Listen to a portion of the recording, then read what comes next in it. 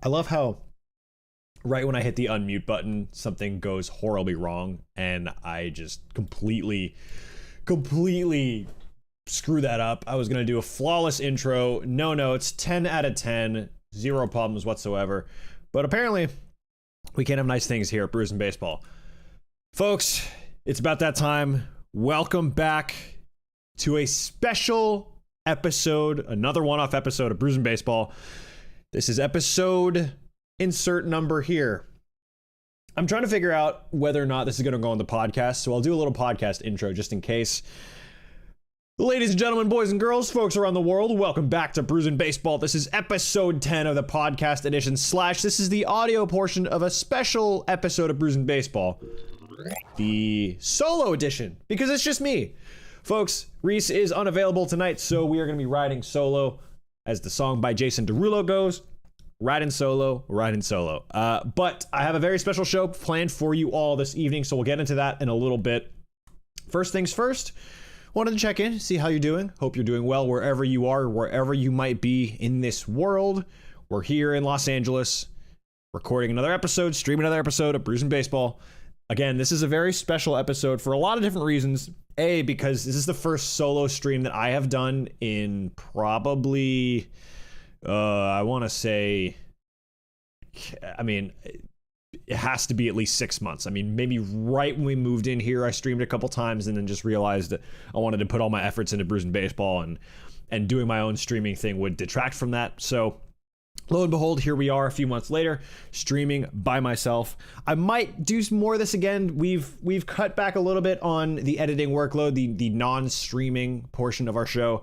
Reese and I got into a bit of a groove, putting out a lot of material, and we were kind of realizing that a lot of the engagement we were getting, so first and foremost, thank you. A lot of the engagement we were getting was on our YouTube Shorts. So most of our efforts are going to be cutting things from our streams to YouTube Shorts.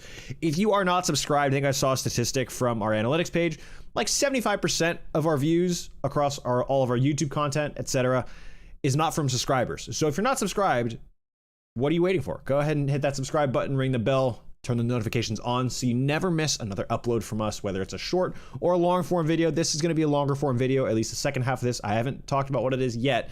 It's in the title, but I haven't really got into the nitty gritty of that just yet. But for now, it's another episode of Brews and Baseball. So first things first, as we do, I'm going to introduce tonight's beer.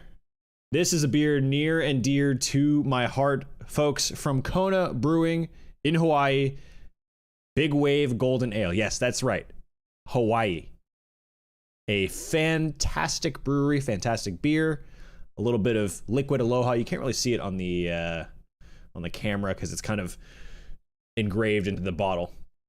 It says liquid aloha. There's no real blurb, but what we have here is a 4.4% ABV beer. I know Reese is going to be rolling his eyes somewhere that I'm drinking a beer under 5%, but I love me a Big Wave. I love me a Golden Ale. I love me a Kona. So I'm going to be drinking Kona for this episode of Brews and Baseball. And because he's not here. So, you know, I'm going to do whatever I want to do. But folks, thanks for joining us.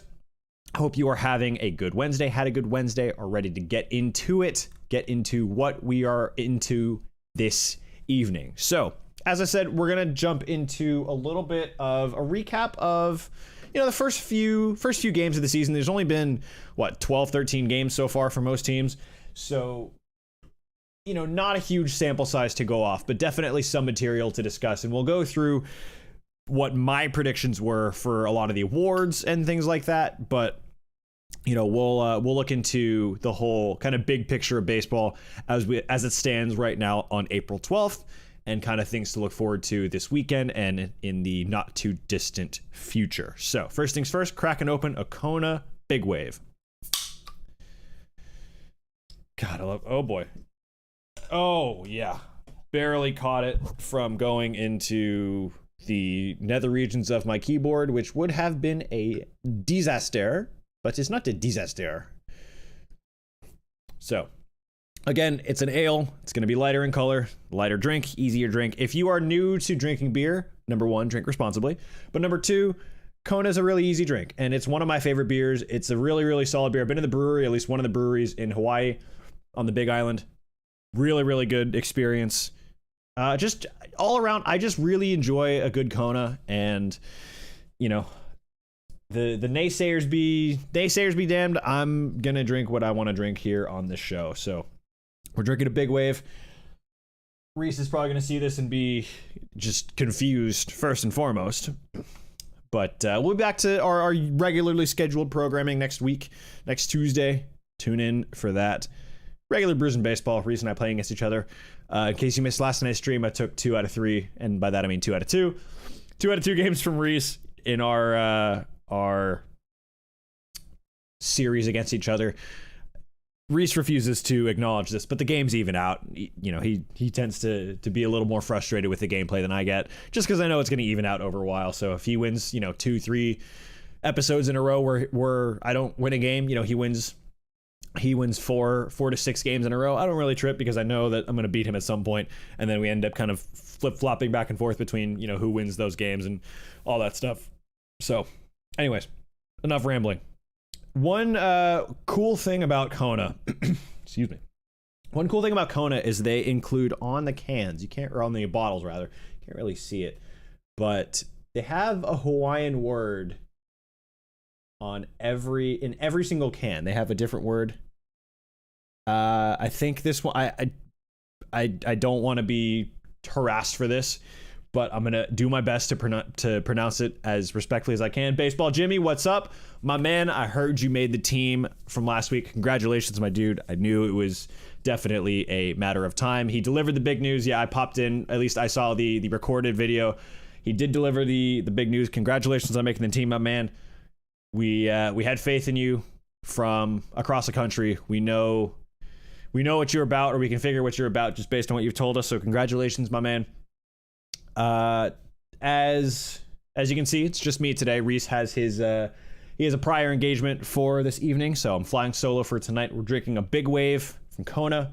It's a very light beer compared to what we're used to drinking on the show, and Reese would be furious if I picked out this beer. 4.4% ABV, as I mentioned, and we're gonna jump right into it. It's an ale, it's a beer. It's, if you see all the beer commercials and whatnot, this is what a beer is gonna look like. So here we go. I've had a million. I mean, I think I had 3 Konas, not the Big Wave, but I had 3 longboards, which is actually my favorite beer from. This is my second favorite beer from Kona. Longboards are my favorite for sure from Kona, and I had 3 of those on Saturday, I think it was. So I'm used to this kind of beer. So it's just it tickles my fancy, as they say. So, Jamie, thanks for joining us. We're gonna go through a little bit of the season so far, kind of give the folks at home, you included, of course, just a rundown of kind of some of our thoughts on the year. I have a handful of thoughts, but I don't want to spoil kind of the main part of the show. So before we do that, let's get into kind of the bigger storyline. Sorry, I'm not ever able to come on Tuesdays. Dude, don't even worry about it. We appreciate the support in any way we can get it. We know people lead busy lives, and the reason we make these episodes available is because we know that people are if there's an appetite for it and there's a way to access it, and we put it out on social. So be sure and follow us if you haven't already on Instagram and TikTok, and you'll get all the links and whatnot to our new episodes as we record them, as we release them rather, and just a really good way for us to engage with the community and to share our love for what I still consider my favorite sport, and it's not particularly close either. So let's start with the big story in baseball. So for those who are unaware, there is a team in Major League Baseball, and they won again today. There's a team in Major League Baseball this season that has yet to lose a game. It is April 12th. Opening day was March 30th. That team has yet to lose a game of Major League Baseball, and that team is the Tampa Bay Rays. I'm just addressing Jimmy's that's our game day, and I got exhausted and just hit the bed. Dude, I would do the same thing. I would do the exact same thing. But you know who's hitting the bed as soon as they get after it and win ball games? That's the Tampa Bay Rays, because they just keep winning and winning and winning. 12-0 to start the year. Absolutely incredible. And the numbers are right. The numbers completely back up the the success that the Rays have had. So now, for those of you who know me, you know that I, have been a baseball fan my whole life, right? But one of the things that I really enjoy and have enjoyed, and I'm sure other people can agree, is specifically the Rays, is the analytics side of the game. The little bit of creativity that goes into finding out statistical advantages and kind of ways to get a marginal benefit on other teams. I mean, they're also playing poop teams. That's partially true. I mean, I think Boston, I still think Boston's going to be a playoff team this year. That's not because I grew up a Red Sox fan, because of Manny Big Papi, but I'm not discounting the Red Sox. They did play the Nationals, they did play the A's, and they did play one other team who I'm forgetting. Who do they play to start? They play one other team. I can't remember who they played to start the year, but they have started the year 12-0. They have one more game against the Red Sox tomorrow. If they sweep the Tigers, that's it. That's right. They had an offensive explosion at home against the Tigers. So the Rays have absolutely flown out of the gates. I mean, it is absolutely absurd how good they have been all year. So I want to take you all down an analytics journey to our lovely friends at Baseball Savant. Now, Baseball Savant is basically just an advanced analytics website for those who aren't familiar. And they basically just break down all of the kind of, all the big, the big ticket items, if you will. And I'm just pulling up my screen so you all can see what I'm talking about, so it doesn't sound like I'm talking like a crazy person. So here are, actually, give me one quick second, folks. Throw my face on top of that and go ahead and, hit these settings. These filters. Go ahead and take that off. Yep. And take that off. Yep. And there we go. So I'm going to resize this a little bit. Make sure we're getting this in a good location. Excellent. Okay, so for those who aren't as familiar, Baseball Savant is basically an analytics hub for all of baseball. And what it does is it has a lot of advanced metrics, and it color codes them kind of against major league average. Now, red is good. Red's a good thing. If you have a lot of red in your Baseball Savant page, that means you are among the league leaders in certain categories. If you're in the blue, you're in the bottom percent, and that's not where you want to be. So, as you can see, this is through 11 games. This doesn't count today's game, right? The Rays have a lot of red on this page. That's a really good sign. And these statistics too, they're all kind of, they're a little more complex, but a few to kind of point out. You have weighted on base average, or WOBA here. You have expected batting average, XBA, expected slugging percentage, expected WOBA, all these really, really weird things. Basically, do these numbers tell you how good they are at creating runs, getting on bases, averaging runners on base, etc. Basically, they're a very good offensive team. And it's not like one guy who has all of the stats. It's the entire team. And yes, it's, they've played 12 games, but they've won 12 games, and they've won most of them in pretty convincing fashion. The other thing to point out is the pitching. I was about to say Cleveland, but Cleveland too fits this mold. But Tampa is known for being this like pitching factory. They produce so many elite pitchers. And it's not like these pitchers were, all of them were highly touted prospects out of high school and college, right? They're not taking like the Ben Joyces of the world who threw 105 miles an hour in college. Like they're taking guys who have stuff that fits their profile of what they're looking for. And they're able to say, well, based on what we know about your stuff, and based on what we've seen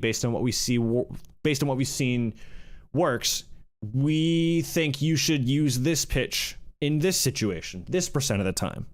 So it's not like I think you should throw this pitch in this count. It's more so, I think your percentage of use of this specific pitch needs to be a certain way. And they just have a way of getting that to click with almost every pitcher that they sign. And it's absolutely wild to me that they've been able to do this on a shoestring budget with just this level of success, and yes, we blow this out of proportion because it's so early in the season, but this is just wild. I mean, it is absolutely nuts to me that a team with this many kind of, under the radar guys has just continued to be successful year in and year out. And it's really just a testament to how well the organization is run. I wish the Braves pitching development was a fraction as good as Tampa Bay's, but Tampa's just blows everyone out of the water. It's absolutely wild. And they're just able to do it year after year. Doesn't matter who's in the rotation, doesn't matter who is, doesn't matter who's in charge. From the operational side, the manager, pitching coach, etc., they're going to find guys, develop them in a certain way, and they're going to be studs, and they're going to shove everywhere they go. So to me it's one of the more underrated things about the sabermetric kind of advanced analytics era in baseball. It's how a team like Tampa Bay has been able to develop and cultivate such incredible success for so long. And usually they've done it with an offense that's, by and large mediocre.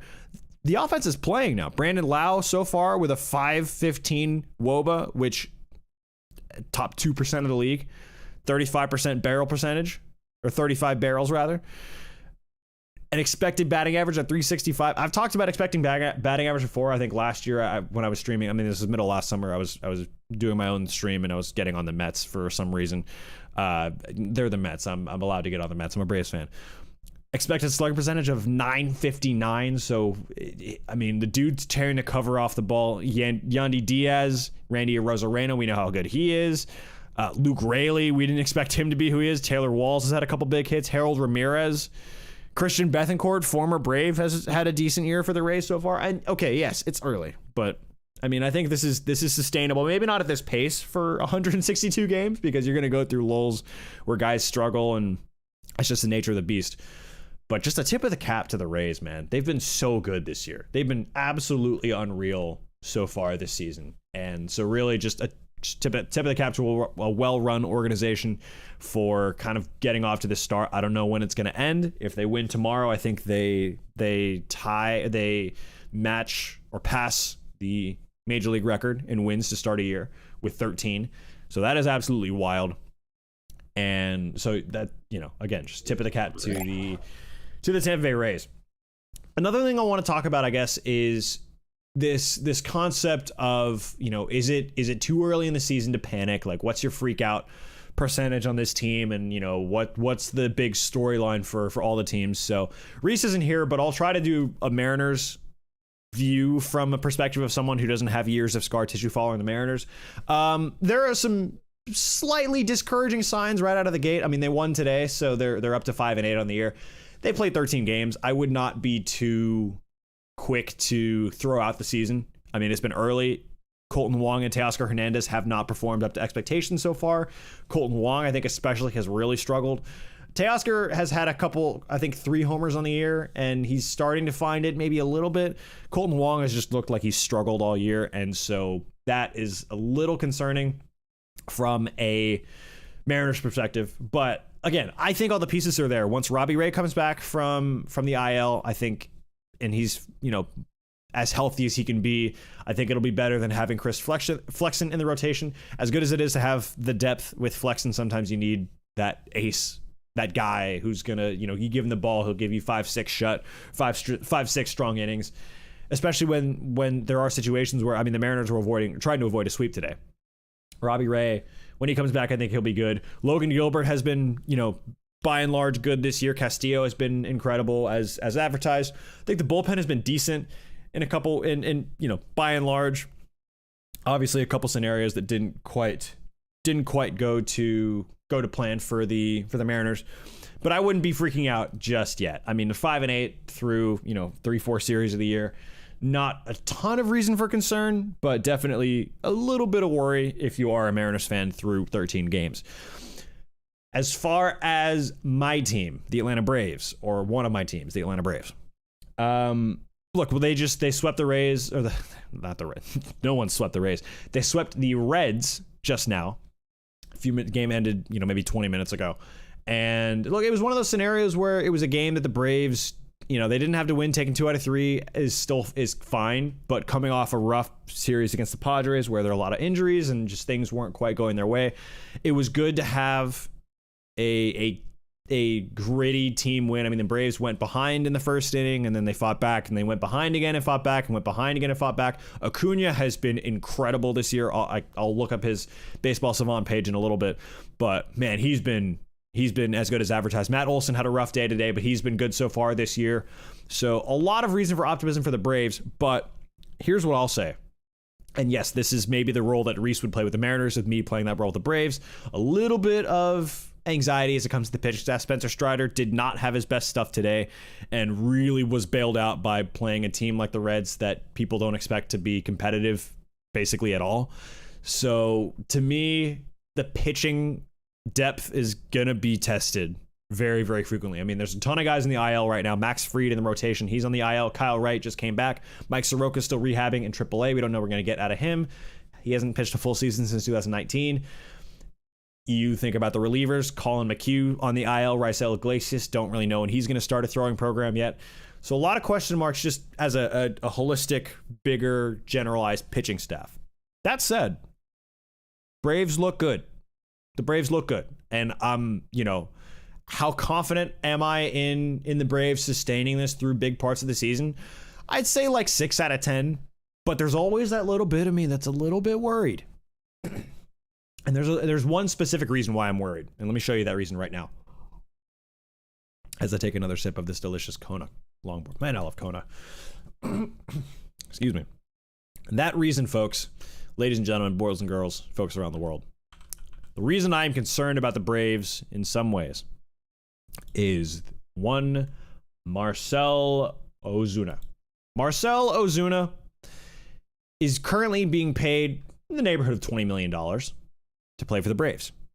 Now, I think this is the last year of a 3-year deal he signed after the 2020 season. And I hope it is a last deal because Marcell Ozuna, so far this year,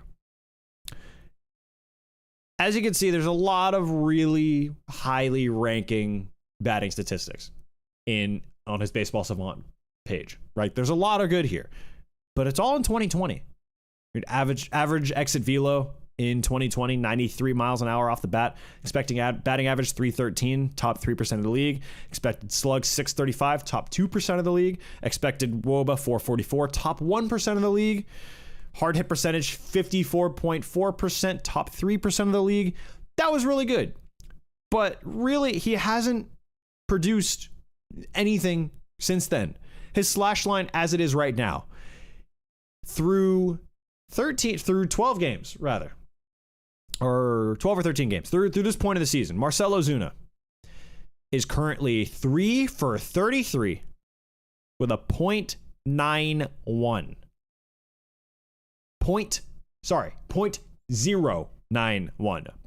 .091 batting average. So he's hitting under 100 with an on-base percentage of 211 and a slug of 273 for a whopping 484 OPS. Now, that's how you say really bad. But this part right here, this percentile rankings of all these major stats, this is the most worrying part to me because barrel percentage is up there, right? He's hitting the ball decently hard. Max exit velo, 79th percentile. Average exit velocity, 68th percentile. Okay, fine. Expected slugs, 79th percentile. The K rate, 26th percentile. Expected batting average, 34th percentile. Whiff percentage, 25th percentile. Sprint speed, 29th percentile. Marcell Ozuna is not slow, right? He never should be considered. Well, I don't think he was ever considered to be a slow. He's not quick, right? He's not gonna light up the base pass like Acuna. He's not considered fast, right? But to me, what I've seen is a lot of what looks to be lackluster effort, running up the first baseline on a ground ball. This is a guy who, in my eyes and the eyes of a lot of Braves fans, has a lot to prove this year. There's been question marks about, obviously, a lot of the allegations against him off the field. There was the suspension he served for violating Major League Baseball's domestic violence policy. There's a lot of issues with Marcell Ozuna off the field. His DUI arrest and trying to slip the officer his major league players card, basically, to tell him that he's Ozuna from the Braves. I'm famous, let me go. I didn't do anything wrong, except I went like 80 and a 25. So to me, Ozuna had a lot to prove this year, and he still has a lot to prove this year. And he's only had 38 plate appearances, right? But I don't know what it is about his contract. I don't know what it is about Marcell Ozuna as a person, but from a production standpoint, Ozuna is probably the worst player on the team, and by a significant margin. Frank, what is good, my man? Welcome to this special solo episode. It's just me ranting about the Braves for a little bit. Just going over this severe underperformance of Marcell Ozuna so far this year. So, folks, it just comes down to this. I don't think Ozuna should be on the Braves. I think they would be wise to eat up his contract and find a free agent from anywhere else, or call up one of the kids, Grissom or Shoemake, from AAA at this point, because their bats are going to play more than Ozuna's. Ozuna is just occupying a roster spot that he should not be occupying, and I think it's better for all parties if Marcell Ozuna just doesn't play for the Braves anymore. Now, I could wake up tomorrow and there's a press release by the Braves saying they designated Marcell Ozuna for assignment, or they've outright released Marcell Ozuna. But I'm pretty sure, given the contract that he's on, I mean, my friend, he's not just washed. He is so unbelievably useless that I would rather, when he is due up third in an inning, I'd rather just not have that batter, right? I'd rather just have anyone just play a 2-out inning. Like, it's that bad. And I don't remember the last time that the Braves, a storied franchise like the Atlanta Braves, had this level of just ineptitude and complete and utter failure on the roster, right? We've had some not so great players before. I mean, Melvin Upton's contract wasn't great, right? But he still showed up. He still worked. I mean, I would rather go up there and face Major League pitching and be utterly useless, because at least I'm going to be utterly useless. Ozuna, we believe he's going to be like that, but it's wild. I mean, it's some of the stuff, and yes, this is obviously a take based purely on emotion, but man, it is tough to watch Marcell Ozuna. It is tough, because you know what you're going to get. You're going to get weak contact. You're going to get a swing and a miss. You're going to get a strikeout. You're going to get, in rare cases, a walk. It's wild to me that he's still a member of the Atlanta Braves. But, they signed into a long contract after 2020, or after whatever it was, 2020 or 2019, one of the two. I think it's 2020. So, he signed a 1-year contract and then a 3-year extension, and all of a sudden he just starts to behave in just a complete detriment to the team. He must be really good friends with like all the guys on the team to still be part of that group, because it's just wild how he's still part of the organization, to me, truthfully. I mean, I've been following the Braves my entire life, and I cannot for the life of me remember anyone that has been this just utterly depressing to watch. So, that's my little rant on the Braves. I wish they'd get rid of Ozuna. It's not what it's ... I'm waiting for the second part of that, but I'll continue to ramble as we get through this. One more team I did want to cover was the Dodgers, who are currently losing 3-0 to the Giants. Listen, I think the Dodgers are still going to win this division. And I know that might be a hot take right now, especially because the Padres are playing well. But the Padres just lost 2 out of 3 to New York, the Mets. So, the NL West, I think, is a little bit more... It's not what you know, it's who you know, the cliche. Yeah, no, you're right. He must have something on Alex Anthopoulos, the Braves GM, or the manager, someone for management to keep playing Ozuna. It's actually wild. Thankfully, the Braves are off tomorrow, so we don't have to see him in the lineup.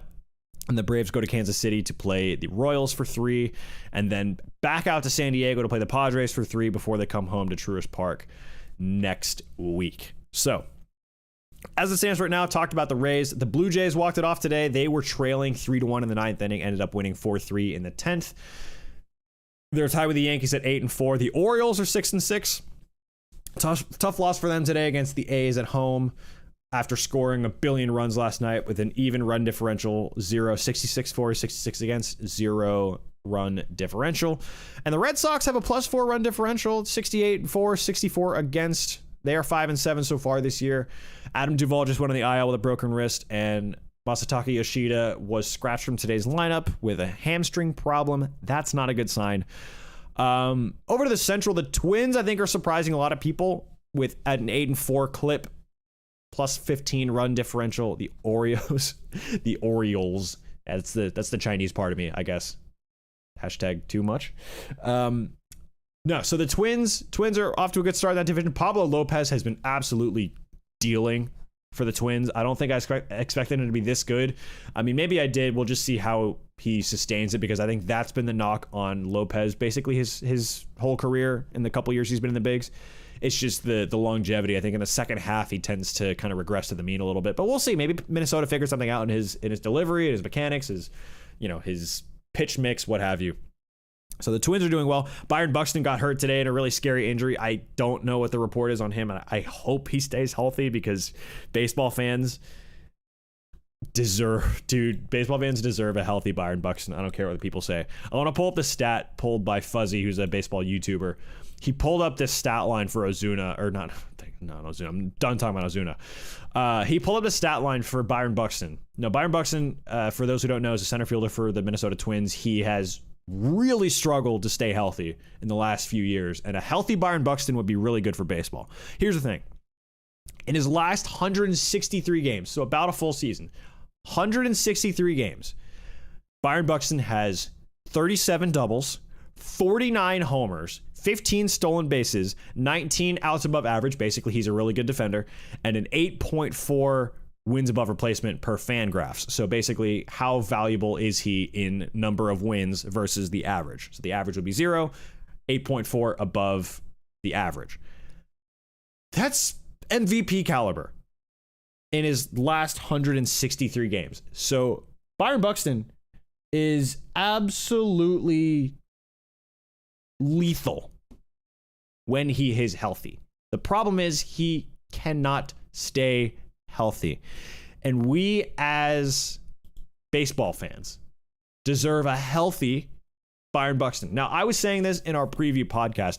I only want 145 games of Byron Buxton. I am completely fine with 145 of Byron Buxton. Right. I will settle for that happily.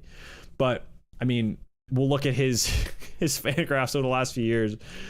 He just has not stayed healthy. I think he's played more than 130 games like once in his career. And granted, he's still young. He's still 29, right? But let's see.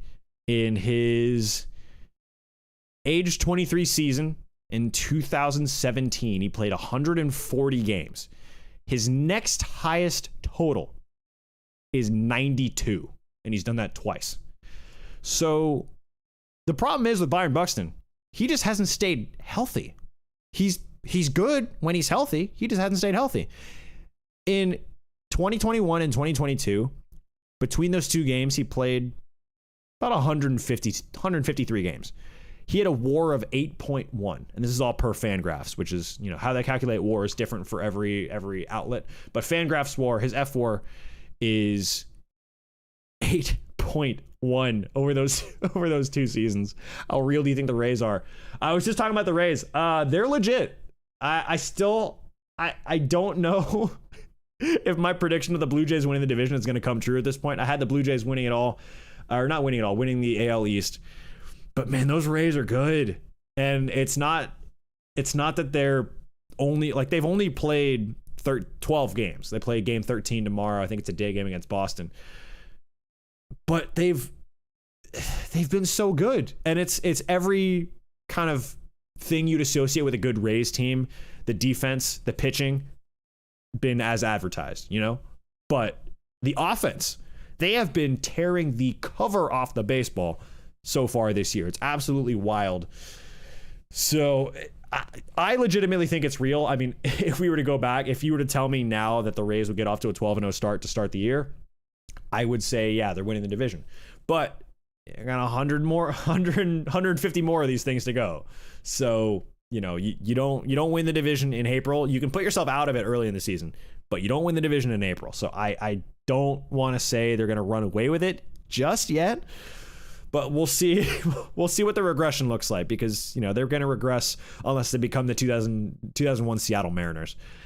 So it's wild to me how good the Rays are this early in the season. I don't think it's wild that they're good. I think it's just wild that they're this just juggernaut of a team right out of the gates. No one, I think, in their right mind suggests that Tampa is not a good baseball team and not a well-run franchise. I was basically, singing their praises for 10 minutes, but they're just a really good team. So I think they'll get there eventually, or they'll get to the place that maybe we thought they were going to be. They'll regress a little bit.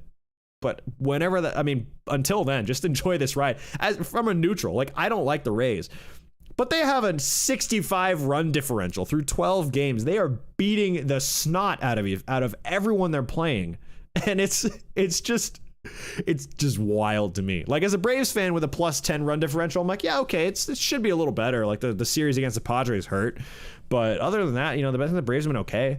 At 9-4 so far, just swept the Reds today. I was talking about that earlier. Eddie Rosario with a big home run. Yeah, it's good. It's early in the season. I'm not going to get carried away, but it's good. Do you have an early Cy Young fave? American League, I'm still rolling with my pick, which is not a surprise to anyone who follows me or the channel. It's Shohei Ohtani. In the National League, it's kind of a toss-up, because you could go, Corbin Burns was shaky in his first couple starts, but he's looked better as of late. You could look at who else has been good. You could look at Max Fried when he comes back, when he's healthy, maybe. Nola and Wheeler haven't really been good. Alcantara was destroyed yesterday by Philly. And then, my pick initially for National League was Scherzer. But Scherzer, he was roughed up in his first start, and he wasn't immaculate in his second start.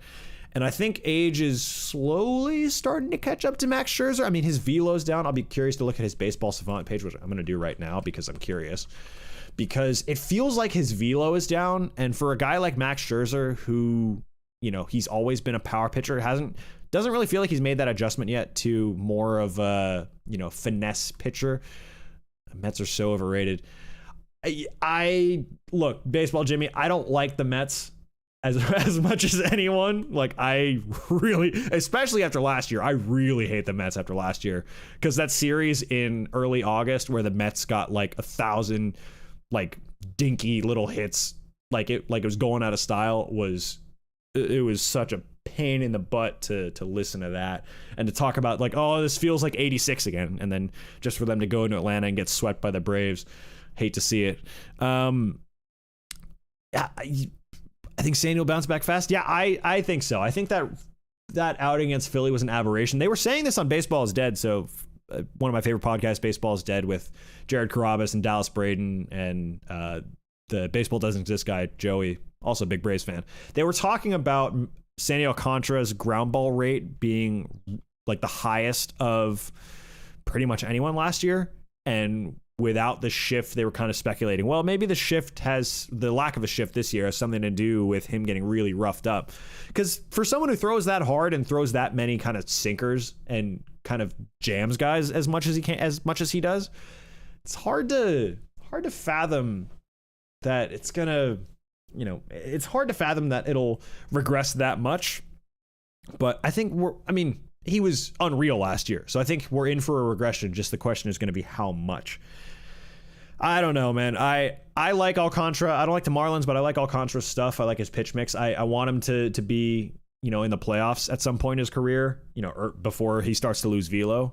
But because he's just a horse, man. He goes out there and he deals every single night with, obviously yesterday or whatever day it was. I think it was yesterday, being a little bit of a weird one, Do you think Julio Rodriguez will have another great season? So, Platt, first and foremost, welcome. I haven't even gotten to that point, but this show is usually a little bit of it's me and my buddy Reese. We will review a new beer every week and talk shop. Wednesdays are kind of time when we just talk shop and get to the,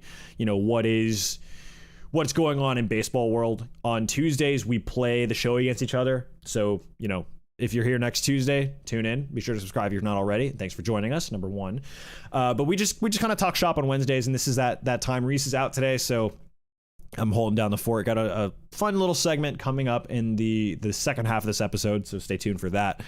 But he's a Mariners fan, and when Julio signed that contract last year, the 14-year extension, he was very much kind of, we'll see what happens, because he's seen a lot of this before. I mean, Kyle Lewis was the most recent example of a five-tool, really hyped up prospect that, had one good season, one Rookie of the Year, and then just didn't really pan out after that. So I think he still has obviously as a Mariners fan, you have a lot of scar tissue, but quite a lot of scar tissue left from just, a lot of those Mariners teams that, especially in 01 when they won a lot of games. I think he'll be good this year, as good as last year. That's a tough one, but I think he'll still be really good. And I think I am a lot higher on the Mariners than Reese is. I'll tell you that much. Reese is not as high on the Mariners. We were just talking about the Mariners a few minutes ago. I think they're going to be good this year. There's a couple little signs for concern, there's cause for concern for sure, but I think they'll be fine. It's April 12th as we're talking about this, so I would not get too carried away in either direction, really.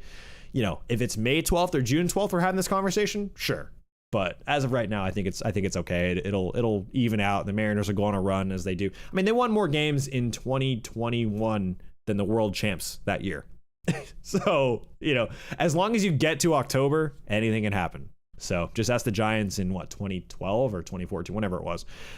You get to October and then do the dancing. It's like March Madness. You never know once you hit the dance floor.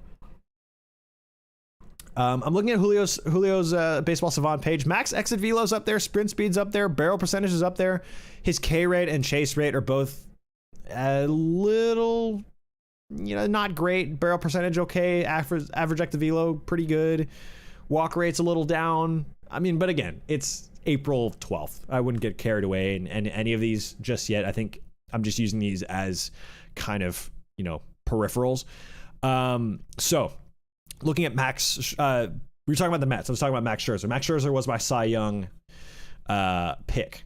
So I'm looking at his pitch distribution. His velo is down. His spin rate's up, but the velocity is below major league average. And that's concerning for a guy who's in his age 38 season and relies on the fastball to set up his really good slider. I'm not panicking if I'm a Mets fan, and I'm thankfully not a Mets fan. But I'm not panicking, if I'm in that position. So again, if we're having this conversation in May, June, certainly July, then yes, that's when you start panicking. But I still think he's a smart enough pitcher and a big enough competitor to make the adjustments. And I think he'll be fine at the end of the day. I think the Mets will still win quite a lot of games. They're going to give the Braves a lot of problems. Not having Edwin Diaz is going to be huge. And I know a lot of people are going to put that on the WBC, but people who put it on the WBC just don't really know what they're talking about, because there's a different level of pride when it comes to representing your country. And you can't really quantify that or explain that to people who haven't played sports at a high level. I haven't played at a high level, and I don't know what it's like. So I'm not going to say it doesn't matter. Like, those games matter more than you can put into words, especially for guys who play for Puerto Rico. Like, Puerto Rico is one of the most frequently disrespected U.S. territories, and no one really considers that. Like, the response to a lot of the storms in Puerto Rico a couple years ago by a former U.S. president were just wild to me. Like, that wouldn't happen to a state, much less a conservative state, but it happened to Puerto Rico. So it's just like, hey guys, this is kind of a big deal. And that's just one example. I mean, I'm half Chinese from Taiwan, so there's a little bit of that, national pride involved, if you will. Anyways, wrapping up just the general discussion of the season, we were talking about, I can't remember a second. I think I was talking about the AL Central. Twins are a little surprising. I just hope Buxton stays healthy. I don't know what the prognosis is on that injury. He like fell on his head and neck today, so I hope it's just a bit of a, gets his bell rung, if you will. The Rangers and the Angels tied at 7-5 in the West. I don't think that's sustainable particularly for the Angels. It feels like it's the same story over and over again. Trout being good, Ohtani being good. I mean, yes, Detmers and Sandoval are definitely developing, and having Tyler Anderson, I think, as a third guy in there is huge.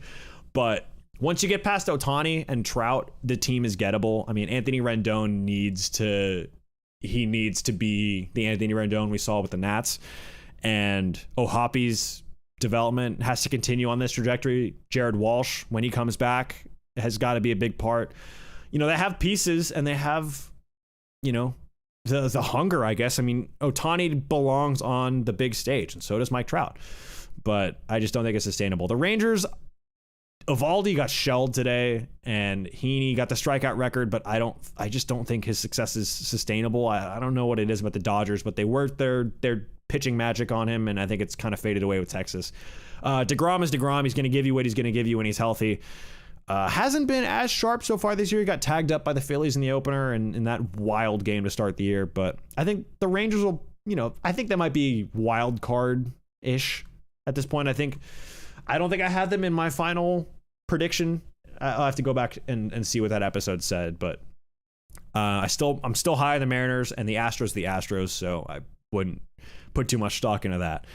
NL East, Mets, Braves, Phillies from this division, and look, they're all going to be really good. The Phillies are off to a slow start, but they're gonna recover. I mean, big players make big plays. That's just what it's about. You're not going to have guys like Trey Turner struggle this badly for the entire season. Harper's coming back at some point. They won off Hoskins, obviously, which is a big loss, but they're going to get Bryce Harper back. I read an article that he might play first base, so that's huge. You never know what's going to happen with Harper in the lineup, just his presence there, because he's Bryce Harper. He's one of the best players in baseball. Angels just have to go out and get a little bit above average players, and Ohtani can try and take care of the rest. That's kind of what they have. They have average to above average players around them, but they just need to produce. They just need to support one multi-generational talent in Ohtani. That's all they have to do. For those of you who aren't familiar, I picked Ohtani to win Cy Young and MVP this year because he's going to be that good, and he's so far shown he is that good. We'll obviously see. It's, again, preface all of this repeatedly by saying it's April 12th, but it's April 12th. Don't put too much stock into any of these. AL East, Braves, Mets, Phillies. I think all three of the wild cards, three of the playoff teams are going to come from that division. I think the other one is going to be from the West, Padres and Dodgers. We'll go to the Central first. I thought the Cardinals were going to be better than they've been so far. Jordan Walker's been a bright spot, and he's an Atlanta guy, so I'm kind of rooting for him to win Rookie of the Year because I picked him, but also because he's from Atlanta, and you want to see him do well in his first big season. 12 game hitting streak right out of the gates, one of the longer ones I think among rookies, or just in general to start a season. So that's good to see. But the Brewers have been surprising. I think they'll be, can they sustain it over a whole year? I don't know. Woodruff just went on the IL today, so that's a big loss. We'll kind of see where that goes from here. But, this is the last year of Corbin Burns, Brewers fans, so enjoy him. Enjoy him while he's there. And then finally, AL West. The Diamondbacks are currently leading this division. Again, tiny sample size, but man, that is a fun team to watch, if just from an objective perspective, because with the bigger bases, no shifting, etc., and the guys they have at the top of that lineup in McCarthy and Corbin Carroll and Christian Walker in the middle of the order, Lourdes Gurriel Jr. can hit. They got some players. And, Zach Gallen had a bit of a rough start, but he's still Zach Gallen. He's still going to produce. He's still going to go out and shove every fifth day. I was saying this on our preview episode. If there's an AL West team or any other team in the National League that has a big series with the Diamondbacks late in the year and they need to win 2 out of 3 in Arizona to stay in the hunt, I'm telling you, Diamondbacks aren't going to go away quietly this year. I mean, they may not win the division, they may not make the playoffs, but they're going to be they're going to be a problem. They're going to be really pesky. And, once they really get a couple years under the belt with this core and then go out and maybe get another experienced veteran. And, they got Longoria, which should be a good depth piece. Good to mentor the younger guys. I don't know, man. The Snakes are going to be tricky. Padres, I have winning. Winning. I think they have won the National League. I can't remember off the top of my head, other than the fact that I think the Astros are going to win the World Series again. Dodgers, I think, are winning the division. They're the Dodgers. They're going to be fine. They have the resources to go out and they have the experience, and they're just a wagon. They're losing right now, but the Dodgers are still a wagon. And the Colorado Rockies, CJ Cron is going to command whatever he wants, whenever he wants it, if he decides he wants to be traded. Player power goes a long way these days, and I think it's going to have an impact. I don't know, though. CJ Cron, how old is CJ Cron? He's got to be in his mid-30s at this point.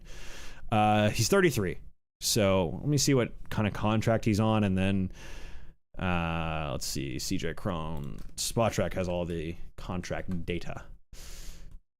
Let's see. CJ Cron will be an unrestricted free agent next offseason, this coming offseason.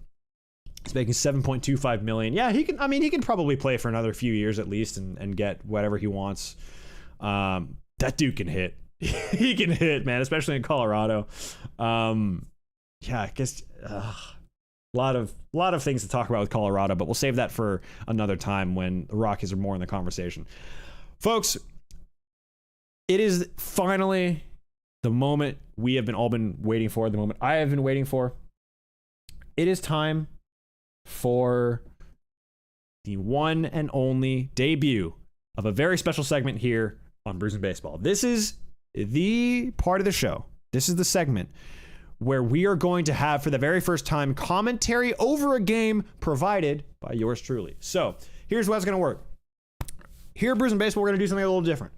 We're going to have a game of Major League Baseball being played on your screen via MLB The Show 23. But I will not be playing. I will merely be commentating and providing you play-by-play commentary and a little bit of commentary and my own thoughts on the game while the game's going on in front of you. And for this game, we're going to spotlight an up-and-coming series from this weekend. So just to give you a little bit of a heads up as to what we're doing this weekend, what's coming up this weekend, we've got Diamondbacks going to Miami to play the Marlins. We've got Philadelphia going on the road to the Reds. San Francisco is visiting the Tigers in Detroit. Cleveland going to the Nats. Minnesota going to Yankee Stadium to play the Yankees. Tampa Bay in the 6, playing the Blue Jays at Rogers Center, the newly redesigned Rogers Center. The Angels at the Red Sox for a 4-game set starting tomorrow. And this is an interesting one because it ends on Monday during the Boston Marathon. And they have this big marathon day. I was going to do that one, but I figured I wanted to stay with something this weekend because the matchup on Monday of next week is filthy versus filthy. Chris Sale against Shohei Ohtani. That is going to be must-see TV just for every reason. And I think the Red Sox have their special like Boston jerseys that they started wearing after the bombing at the marathon. So that should be a good matchup. Really excited about that game and just that series in general. We're not going to have any of Chris Sale's going to miss the first. He's obviously going to start on Monday, but no huge matchups over the weekend, which is why I didn't want to include that one as in our kind of debut of this segment. Baltimore playing the White Sox. Baltimore, listen, I think they have the most fun of any young team. I really do. They look like they're having fun. Full year of Adley Rutschman. We'll see how good he really is. I think we'll get MVP votes. I don't think that's a stretch. Got the Braves traveling to Kansas City to take on the Royals. Got Texas against Houston. That should be a pretty decent series by and large if the pitching matchups hold up. I don't think DeGrom is pitching any of those. I think they're just going to miss DeGrom, the Astros are. Pittsburgh playing the Cardinals in St. Louis. New York, the Mets going to Oakland. Milwaukee, San Diego for 3 in San Diego. And Chicago going to the Dodgers, and the Rockies going over to Seattle to play the Mariners. That third to last one, Milwaukee and the Padres, that will be our featured game for this little spectating commentary, live commentary bit thing, whatever you want to call it. I haven't come up with a name for it other than live commentary special. I reused an old thumbnail for this live stream, so if that's how you found me, then great, you get to look at me. God, that was my hair was down to here ish, and it was a very different time in my life, my friends. God, things were things were different. But anyways, we've got Padres Dodgers. Or Padres Dodgers. That'll be a good series when that happens I think that's going to be, I think Mother's Day, the first time they play each other, if I'm not mistaken. Unless, I don't know. My perception of the schedule is gone outside of a couple weeks from now. But Brewers, Padres in San Diego. We're going to simulate a matchup. This one's not actually going to happen. On Sunday, the matchup is Wade Miley against Yu Darvish. I'm actually going to throw Corbin Burnes against Yu Darvish because Burnes, I think, is scheduled to pitch again on Monday. Yeah, in Seattle. Corbin Burnes against Chris Flexen. That's the projected matchup. But for the sake of this, I'm going to put Corbin Burnes against Yu Darvish in this kind of spectating matchup, just for you all to see. So I think it should be a good matchup. Enjoy the broadcast. Enjoy all of that. We'll see how my skills as a play-by-play guy how that ends up going. Once upon a time, I really wanted to do play-by-play for baseball. I think when I graduated from college here in LA, I think I just weighed the options and figured that wanting to leave LA after 4 years here was not something that was very high on my list. So I ultimately decided against it. So, it is what it is, truly. That's not to say that I couldn't get back into the baseball world at some point. I don't know exactly what form that would take, but it'd be cool to do this for a living. Baseball has been the one thing that I've wanted to do for my entire life. I was just never athletic enough to be a player. I was never sharp enough to be like a comedian, create John Boy-esque content. But, somewhere in that space, somewhere in the more entertainment centric area. You never know. So, anyways. So, we're going to deliver an opening an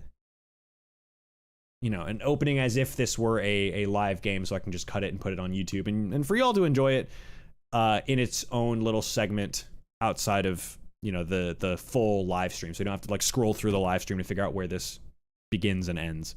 So, I'll have to turn the commentary off.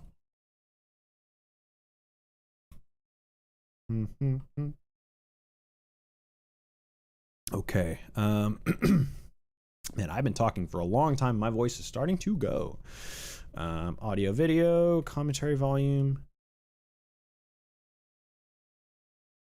All the way off. All right.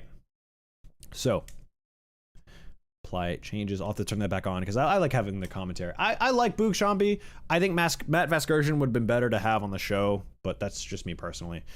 I need to go Diamond Dynasty for this. Exhibition. So, it is the Milwaukee Brewers. Let's see. Brewers against the Padres. No, not the Braves. I mean, go Braves. The Braves actually do go to San Diego next week. So I wish I could go down to a game and catch a game at Petco. I still need to go get one at Petco. Let's see, 9 innings. We'll do April. And then I think it's a 1 o'clock game, so we'll do that. Extra inning runner on. Yeah, okay. Probably show. Regional theme. Ooh, we can do that. Might have the now bankrupt Bally theme. Television style again. That's what we want. Ladies and gentlemen, boys and girls, folks around the world, welcome to a Brews and Baseball special. We are presenting to you today a matchup against the Milwaukee Brewers and the San Diego Padres. This is a new little thing on Brews and Baseball where we are going to present some live commentary of this matchup between the Brewers and the San Diego Padres. From beautiful Petco Park in San Diego, Corbin Burnes against Yu Darvish is our pitching matchup for this afternoon's contest. Folks, wherever you are, thanks for joining us. This should be an absolutely fantastic match between two very playoff aspirational ball clubs. Yu Darvish taking the bump For the Padres, 30 starts, 16-8 record last year with a 3.10 ERA and a .95 whip, 197 strikeouts in those starts. Christian Yelich leading off for the Brewers, and here we go from San Diego. First pitch from Darvish. Cutter in on the hands, swing and a miss by Yelich, and we are underway. You got to imagine it's no more than 75 degrees here in San Diego. I mean, San Diego, absolutely gorgeous this time of year. Gotta love it. Darvish with the 0-1 in the air to center. Looks like Grisham is underneath, and he's got it for out number 1. And the starting lineup for the Brewers, Christian Yelich, who just flew out to center, Jesse Winker in the 2-hole, the DH, Willie Adames at short, Tellez at first, William Contreras at catcher, Brian Anderson's at third, Garrett Mitchell in center, Joey Weimer in right, and Bryce Terang at second for the Brew Crew. Now here's Jesse Winker, former Red, former Mariner, taking his plate appearance, his turn at the dish against Darvish, and takes the ball outside. 88-mile-an-hour cutter from Darvish. Figure velo's a little down. Maybe he's used to seeing Darvish in the kind of mid 90s. Maybe not with the cutter, but maybe with that sinker. His 1-0 is upstairs. 2-0 count to Winker, who's got to be sitting fastball here. 2-0, 1 out here in the top of the first. Here's the 2-0 from Darvish, and fouled off to our right, or your right here at home. Again, folks, a warm welcome to all of you for joining us. Brews and Baseball presents live commentary. The 2-1 from Darvish, fouled off to the left once more, leveling the count at 2-2. Darvish shakes him off, and he gets his sign. And here we go with the 2-2. Way upstairs, 87-mile-an-hour cutter. Adames on deck for the Brew Crew. And the full count pitch from Darvish. In there, strike 3. That's a backwards K for Jesse Winker. He knew it. And just like that, 2 down for the Friars. And now he's Willie Adames for Milwaukee. Willie Adames, of course, used to playing in this ballpark in the 2020 COVID season. Swings and misses at the cutter. Darvish has got that thing working. A lot of swing and miss so far on the cutter. Not a great start to the AB for the Brewers shortstop this afternoon. And the 0-1 from Darvish.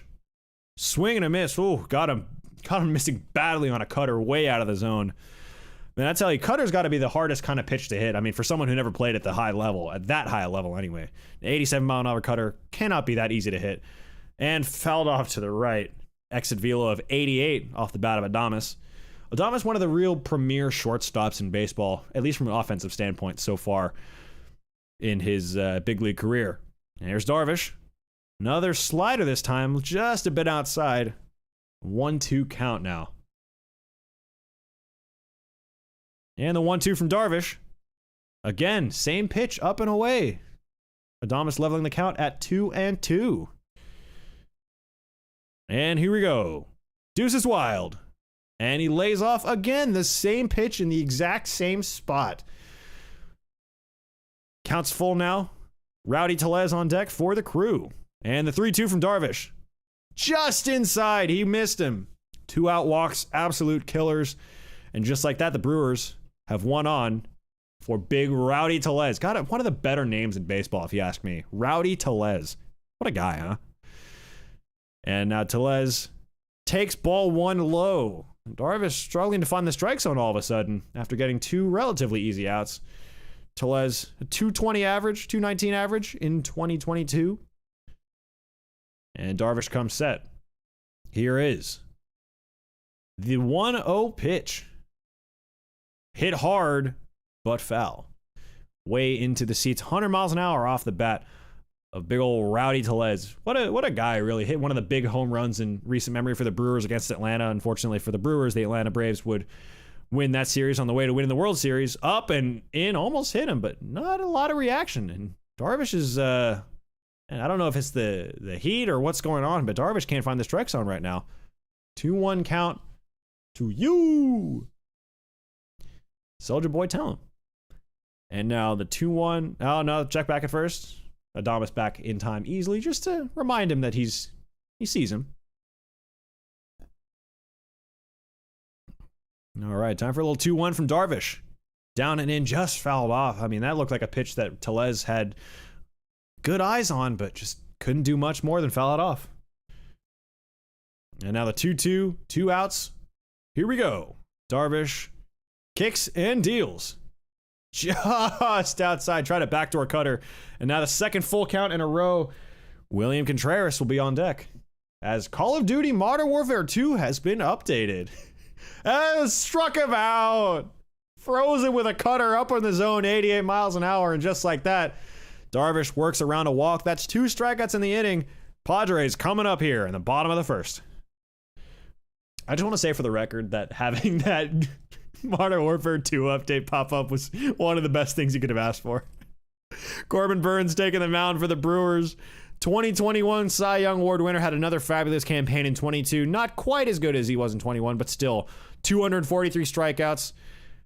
Absolute sensation on the bump for the crew. Of course, this likely Burns' last year in a Brewers uniform, unless the Brewers offer him basically the entire farm, as he delivers to Trent Grisham right in their cutter at 95 miles an hour. I mean, this guy's got to be one of the most unhittable guys in baseball when he's right. Throwing that backdoor cutter and the slider off of it, and sink it if he needs to. Got a change up as well. Is 0-1 to Grisham.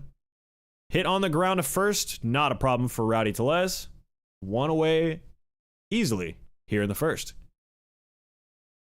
And the lineup for the Padres, of course, the big spending San Diego Padres. Grisham, we just grounded out. Juan Soto hits second. Manny Machado, he's at third, hitting third. The X-Man, Xander Bogaerts at short for the Friars. Cronenworth, Carpenter, Austin Nola behind the dish, Ha-Sung Kim, and I believe it was David Dahl. I need to double check on that, because these are moving really quickly. Box score. Yep, David Dahl in right, Ha-Sung Kim at second base for the San Diego Padres. Here's Soto. First pitch swinging, curveball a little down, just fouls it off.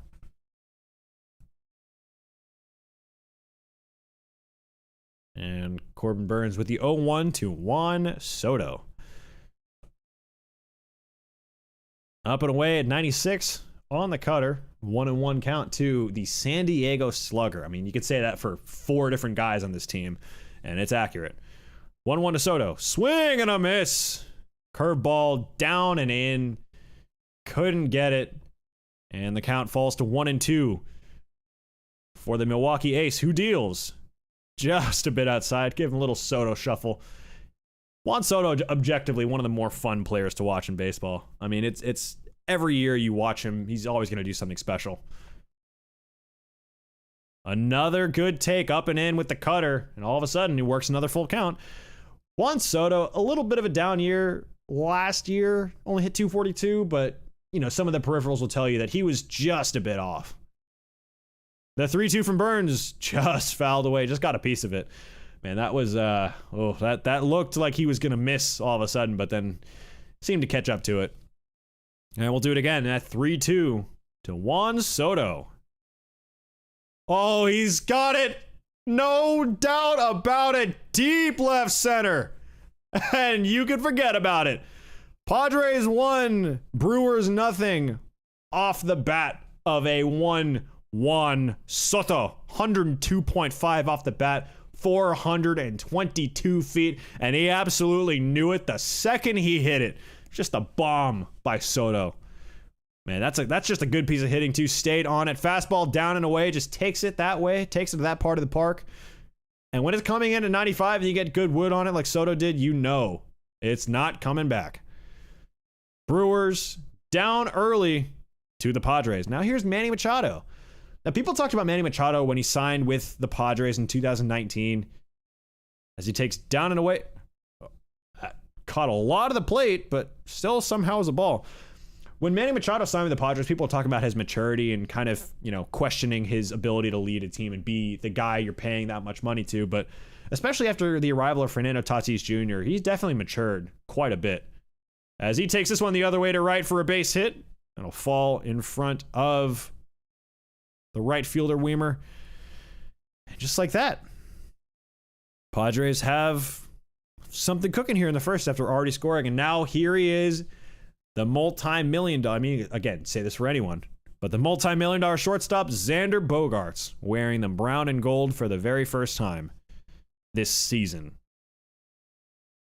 First pitch from Burns is laced, but foul. 105 off the bat. So seeing it well, the Padres are out of Burns' hands. That story of Manny Machado.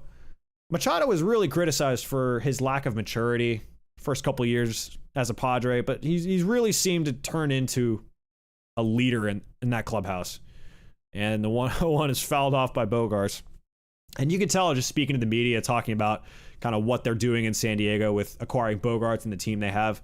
Look for the Padres to be dangerous this year. Bogaerts down 0-2. The pitch from Burns way outside. Curve at 81 miles an hour. Not near the strike zone. And it falls to 1-2. And FIFA 23 has been updated as well. Love to see it. I haven't played FIFA 23 in ages. My man. Here's the 1-2 from Burns. Fouled straight back. We'll do it again.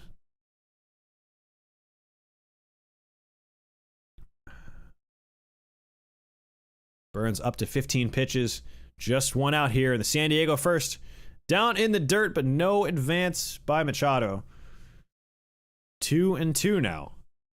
To Xander Bogaerts, two-time World Series champion with the Boston Red Sox. Oh, almost clipped the inside corner. Just a bit inside. It falls to 3-2. And he lost him. Padres 2-1, nobody out for Jake the Crone Zone Cronenworth. Now here's a guy who can do some damage from the left side. So the Brewers have to be very careful. They don't want to let this one get out of hand. Curveball in there for strike one to Cronenworth. That's a little excuse me curveball. Kind of drops in there. Not really expecting it because you're expecting 95 down and away. The 0-1 from Burns. On the ground, this could be two. Terang over to Adames. And they got him. Some good defense behind Corbin Burns. They get out of it, but Juan Soto makes it a 1-0 lead for the San Diego Padres. God, play-by-play guys have one of the best jobs in the world, man. I'm not even kidding. They get to watch baseball. And yeah, you know, when you have games that aren't as exciting still, but you get to watch baseball for a living. All right, top of the second now. William Contreras, brother of Wilson Contreras, former Atlanta Brave himself. William looks at strike one, outside corner up. Strike one from Yu Darvish. Good first inning there for you. No hits. Stranded runner on the ground. Just foul past the reaching Manny Machado. Got a glove on it, but just foul. Quickly 0-2 to Contreras, and here is the 0-2. Called third strike. Might have been a little low, and he does not like the call. Darvish doesn't care in the slightest, though. Neither do all the screaming San Diegans. And look, Pitch Tracks has this just a bit low. That's strike three on Contreras. And he's going to let the home plate umpire know that was low. There's Brian Anderson at third. One out here for the Brewers. Takes strike one in there. Quickly, 0-1. Darvish lost control of the strike zone a little bit, but he's starting to get a feel back for pretty much every one of his pitches. And now the 0-1 to former Marlin, Brian Anderson. Here it is. Fouled off to the right side. And quickly, Owen. Darvish is getting ahead of these guys 0-2 pretty quickly. Two straight hitters down on an 0-2 count. And here's Darvish's 0-2 to Brian Anderson. Swing and a miss! 95 blew it by him. Strikeout number 3 for Darvish. Or 4, rather. For Yu Darvish. That'll bring up Garrett Mitchell, who takes ball 1 outside. First 1-0 count the Brewers have seen this inning against Yu Darvish. He's really had his way in the last couple innings or so. Now the 1-0 from Darvish. Little bloop. This could fall in for a hit, but Soto's there. He's got it, and the inning is over. So, another 1-2-3 inning for the Padres. Brewers go down in order. Carpenter, Nola, and Kim coming up for the Friars. Beautiful San Diego. God, San Diego is one of the just premier cities. I love San Diego. Here's Matt Carpenter, newly signed by the San Diego Padres. Mostly going to be a DH this year. Takes strike one. A changeup on the outside corner from Burns. You don't see a ton of those. Mostly a cutter slider kind of guy. And now the 0-1 from Corbin Burns. Swing and a miss by him at 95. That is a brutal cutter. Carl Dixon calling balls and strikes behind the plate there. Hasn't had a best day. He's missed a couple calls so far. Although it seems like it's been relatively consistent. You would hope. 0-2 is in there for strike three, and he knew it right away. Frozen pizza, backwards K. Got him looking for out number one. Burns on Carpenter. I bring up Austin Nola. Who takes ball one? Takes strike one. Takes ball one up and away.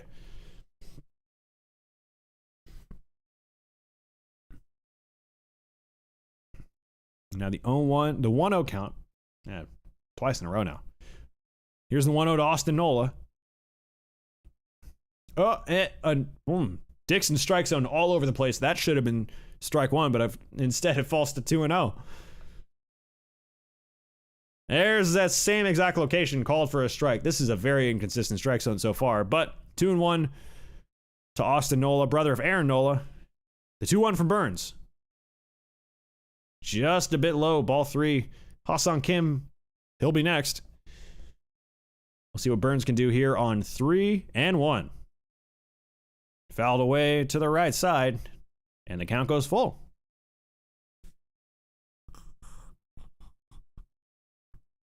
And now the 3-2 offering from Corbin Burns. Oh, flinched at it, but would not go, and he draws a 1-out walk. And a lot of missed opportunities in that, and Burns is going to give the umpire a little bit of a talking to. Of course, you can't argue balls and strikes, but you can give the umpire a little bit of a hard time. The San Diego Padres here. Gotta love Padres mascot. Giving the crowd what they want to see. You know, here's Ha-Seong Kim. Had a big hit last year in the NLDS rather, against the Los Angeles Dodgers. The big bad Dodgers from the north. Takes ball one. Lifetime against Burns, hitless. 3 Ks, 0 for 6. You could say that for a lot of different guys. Corbin Burns is not an easy man to hit. Here's the 1-0. Little flare off the end of the bat. Anderson's got it. Back to first. But no advance by Nola. And there's 2 away.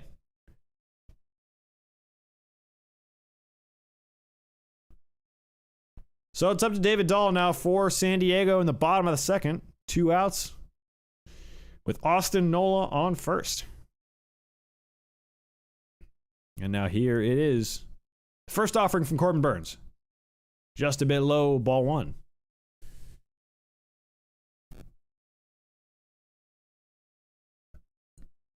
Man, other than the one mistake to Soto, it's been pretty solid so far for Burns.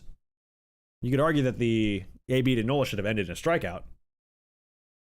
Another borderline pitch that goes against Corbin Burns. This has not been a great strike zone today from our home plate umpire called Carl Dixon. Here's the 2-0. Way outside. 3-0 count with Trent Grisham looming on deck. You got to feel a little bit frustrated if you're Corbin Burns right now with the strike zone. He's gonna let him know with that stare down to the umpire. And the 3-0, you got to be sitting dead red if you're swinging. 3-0 curveball. You don't see a whole lot of those these days. 3-0, 3-1, you're usually sitting fastball, and he dropped an 81-mile-an-hour curve in there. You got to love pitcher with that kind of courage. But he misses on 3-1. It's another walk for Burns. 2 on, 2 out for Trent Grisham here in the San Diego second. Grounded out in the first, rather.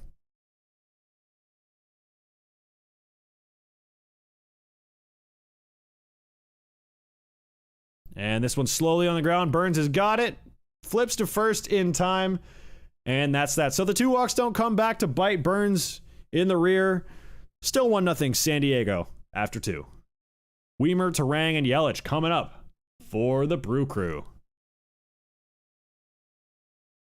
And now Joey Weimer, rookie here making his major league debut this season, facing no small task in Yu Darvish. First pitch down and away for strike 1. That pitch occasionally has been called a strike tonight, occasionally called a ball. Occasionally a strike, occasionally a ball. Here is the 0-1 to Weimer. Swing and a miss. Same pitch, different location, same result. Strike 2, 0-2 count now on the young Brewers right fielder. Down and away, it'll be 1-2. Another 1-2 pitch. On the ground, through the left side, past Machado and Bogarts. It'll be a base hit for Joey Weimer. And all of a sudden, the Brewers have their first hit of the game, and something brewing with the top of the order coming up.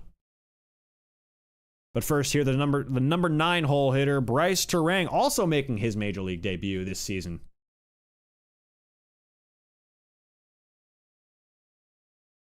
Now, the pitch from Darvish.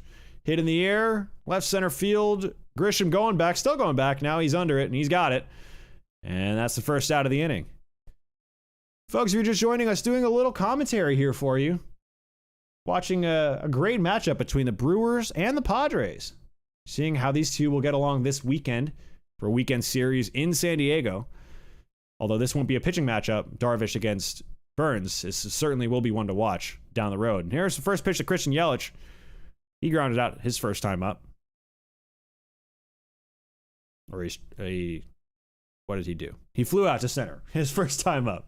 I'm not keeping score in front of me because I got to do all the streaming. The pitch from Darvish, a pitch out. You don't see a lot of those in Major League Baseball. You see them more in the show than you do in actual games this year. But you have to wonder with the bigger bases and pitch clock this year if we're gonna see more of those. There's gonna be a return of the pitch clock this season. But the 1-1 to Christian Yelich. In there for strike 2. Cutter at 86 from Yu Darvish. He's had the cutter working for the most part today. It's got Yelich in a hole, 1-2. To the 2018 MVP gets, nearly got him on the knee. 83-mile-an-hour slider, down and in with some bite to it. Darvish shakes off Nolan. Now he's got what he wants. The 2-2 to Christian Yelich. Fouled off just back towards us. And by towards us, I mean back to the screen. And we'll do it again, 2-2.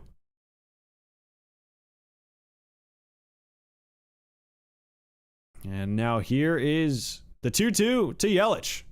In the air to right, sending Dahl back, but he is there. And makes the catch for out number 2.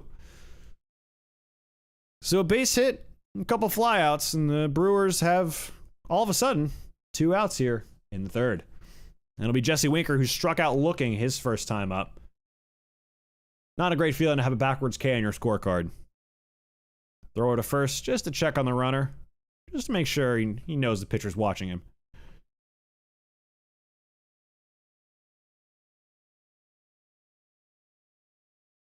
And the first pitch from Darvish. Outside corner, got him for strike 1. A slider on 0-0. Again, Darvish, one of those pitchers who seemingly has command of all of his pitches at any time, could throw any of them for strikes whenever he wants to. That's what makes him and a lot of other pitchers from Japan so effective, is that they can throw whatever they want in whatever count they want, wherever in the strike zone. And that's the difference between good pitchers and elite pitchers, is that command of all pitches. Hit hard, smoked, but foul. 108 miles an hour off the bat from Jesse Winker. But he's in an 0-2 hole here. Facing Yu Darvish. And here it is. Just fouled off. Just got a piece. Listen, I don't care how many pitches Yu Darvish has. It's hard enough to hit one of his, let alone hit 4 or 5 or 6. His 0-2 to Winker. Just again fouled off. And we'll do it again at 0-2.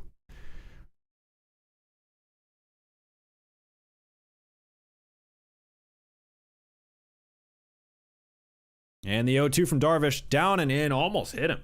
That back foot slider has almost gotten a couple Brewers. But Darvish isn't afraid to throw it. And the 1-2. Fouled off again. Got a piece of Nola, got a piece of the umpire. But we'll do it again.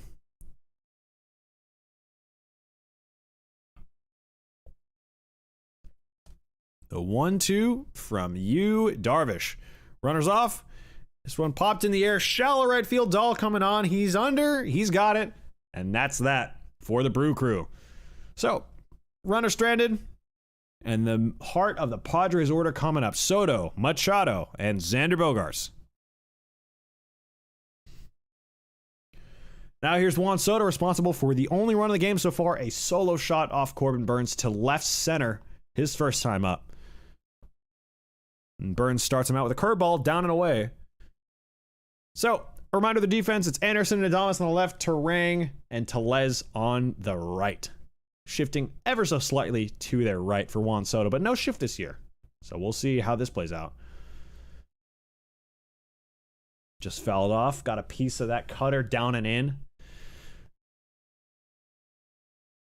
And now the 1-1 from 2021 Cy Young Award winner Corbin Burnes. Fouled off to the left. And quickly 1-2 on Soto.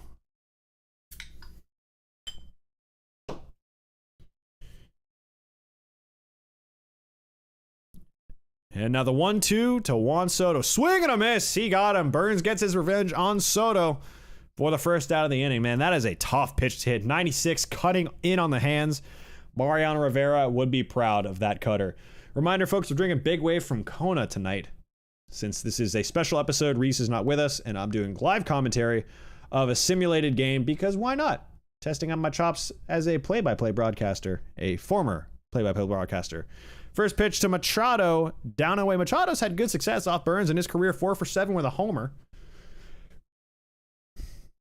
1-0, just down. It'll be 2-0 to the Padres third baseman. And I was talking about Manny Machado earlier, one of the leaders of this team, one of the really bright players in baseball, one of the stars of the game. This one's hit hard, but foul. He's had a lot of negative things said about him in the past, but I think he's matured a lot, especially with kind of a younger sibling figure in Tatis Jr. As Burnes just misses down and in. He'll make 3-1 with Bogaerts looming on deck. Finish this Machado story in a minute. After this, 3-1. Swing and a miss. Big cut on the curveball, down and in. Runs the count full to Manny Machado. And here it is, 3-2. Sliced foul. Watch out there at first base coach. And we'll do it again at 3-2. Burnes shaking off Contreras. And the 3-2 offering.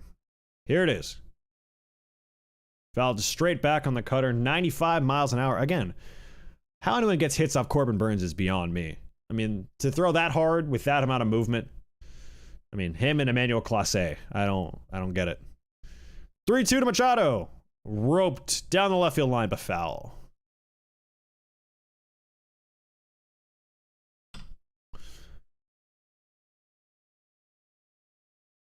Now here it is, the 3-2 to Machado. Once again, he lost him. Ball 4, just a bit inside there to Manny Machado. And that'll bring up Xander Bogaerts. Bogaerts, who walked back in the first, looked to do some damage here against Burnes with Machado on first and just one out. Just a 1-run lead for the Padres here in the third from beautiful Petco Park. First pitch in there. Cutter at 96. And Burnes, that's his bread and butter. That's the pitch right there. That cutter, outside part of the plate, outside corner to lefty specifically, but he'll throw it to anyone. His 0-1 to Bogaerts. In there for strike 2. Just dropped a string on him, slider at 88. I mean, it's 8-mile-an-hour difference and quite a different look between his cutter and slider, even though the pitch profile might be pretty similar. The 0-2 to Bogaerts. Popped up in the air, shallow center, but it looks like Mitchell is there. He's got it, and there's 2 away. So not a lot of offense in this game. A lot of defense, a lot of good pitches, guys executing on good pitches, which is what you'd expect from this matchup. As that brings up Cronenworth, who grounded out in the first. Here is the Padres' last hope in the third.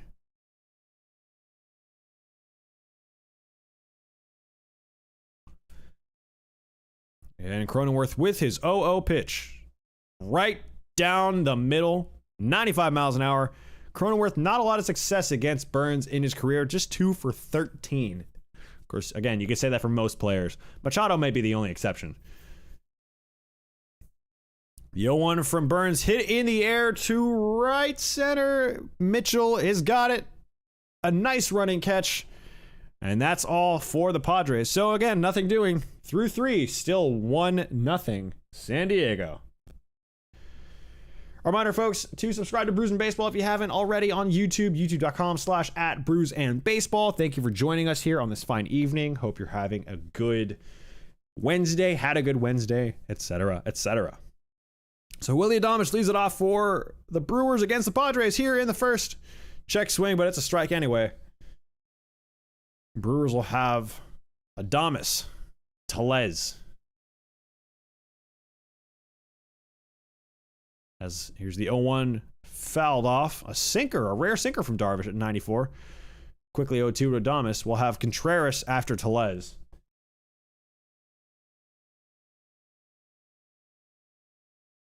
The 0-2 to Willie Adames. In the air, left field line, just hooking foul. Well, he got a good swing on that. 105 off the bat, just out in front. Couldn't quite stay through it long enough. Got a little out in front, just fouled it off. Here's the 0-2 from Darvish. Swing and a miss, nasty cutter down and away. And after almost going deep, Adames strikes out swinging. That is a tough, tough way to go down. There's Rowdy Tellez, who struck out in the first. Hoping to have better luck against Darvish here in the fourth.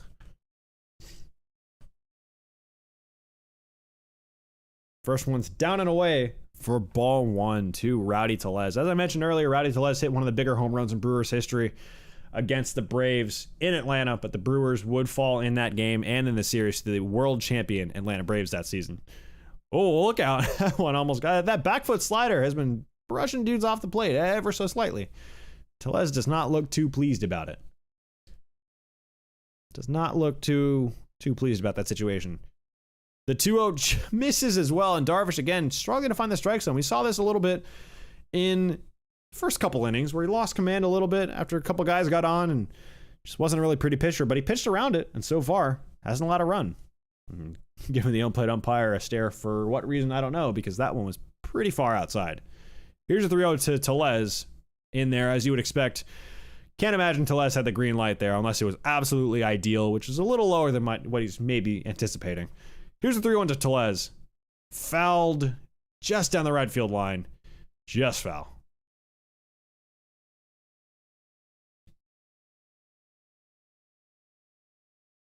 And all of a sudden, Darvish works it full and delivers.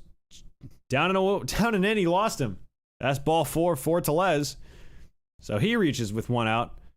And that'll bring up William Contreras, who also went down by way of the K in his first inning. Second inning, strikeout against Yu Darvish. Darvish has been a really good pitcher for so long in baseball. Just missing that elusive ring as Contreras fouls it straight back on a pretty hittable pitch, what looked like hittable pitch anyway. But again, these guys are professionals. I am not. Here's the 0-1 from Darvish. He went, says the open umpire, Carl Dixon. That'll be strike 2. And all of a sudden, Contreras finds himself in a hole. 0-2. And you don't want to go 0-2 against Yu Darvish because you don't know what he's going to throw you. But here it is. Good block by Nola to keep it in front, and no advance by Tellez.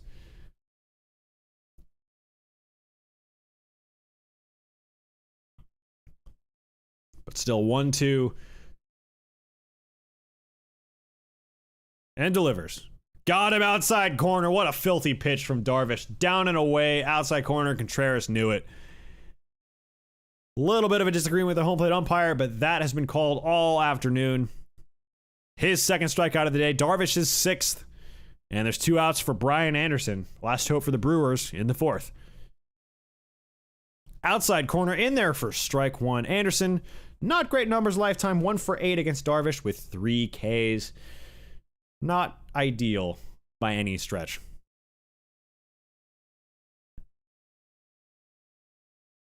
And the 0-1 from you, Darvish. Here it is. Fouled straight back into the right. And quickly, Brewers down to their last strike here in the 4th inning. Tellez on first. 1-0 Padres here from beautiful Petco Park. 1-2 hit in the air on the infield, and it looks like Machado's got a beat on it. He's under it. He's there. And that'll do it for the Brewers in the 4th. Still 1-0. Padres coming up here in the 4th.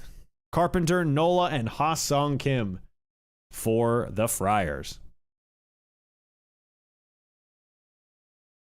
And here's Matt Carpenter down by way of the K, his first time up. Burns really only made one bad pitch all day. That was a strike. That was the home run given up to Juan Soto, who hit a pretty hittable pitch, but took it the other way. Good piece of hitting. And quickly, 1-0 to Matt Carpenter. Oh, he went nasty cutter there. That pitch has had hitters fooled all afternoon. Just a brutal day at the office. And the 1-1 from Burns. Curveball in there, hit high, just in foul ground. Tellez is under it, though, and looks like he'll make the play to retire Carpenter. 1 away here in the 4th.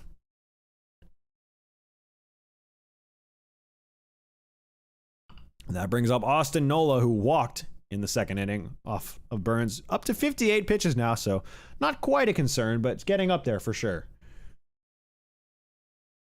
His first offering is in there for a strike. 97. Still got some good gas on the cutter.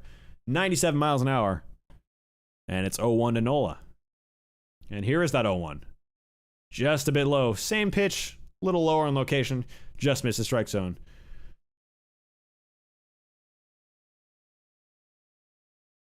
The 1-1 is hit in the air just in front of the center fielder, Garrett Mitchell.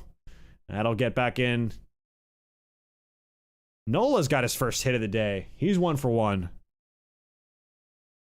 And now the Padres have something cooking here in the 4th inning. Now Ha-Sung Kim at the dish for the Friars. There goes Nola. Swing and a miss. Throw down to second is high. No chance to get Nola, who does run well. And just like that, the Padres have a man in scoring position. But it's a 0-1 count to Ha-Sung Kim. 0-1's a little low. And it's 1-1.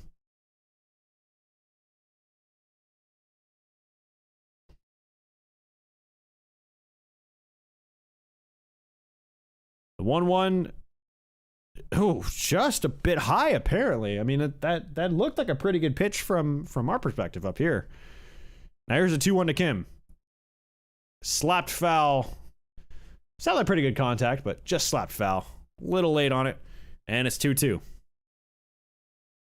David Dahl waiting on deck for San Diego. 2-2 to Kim. On the ground, foul.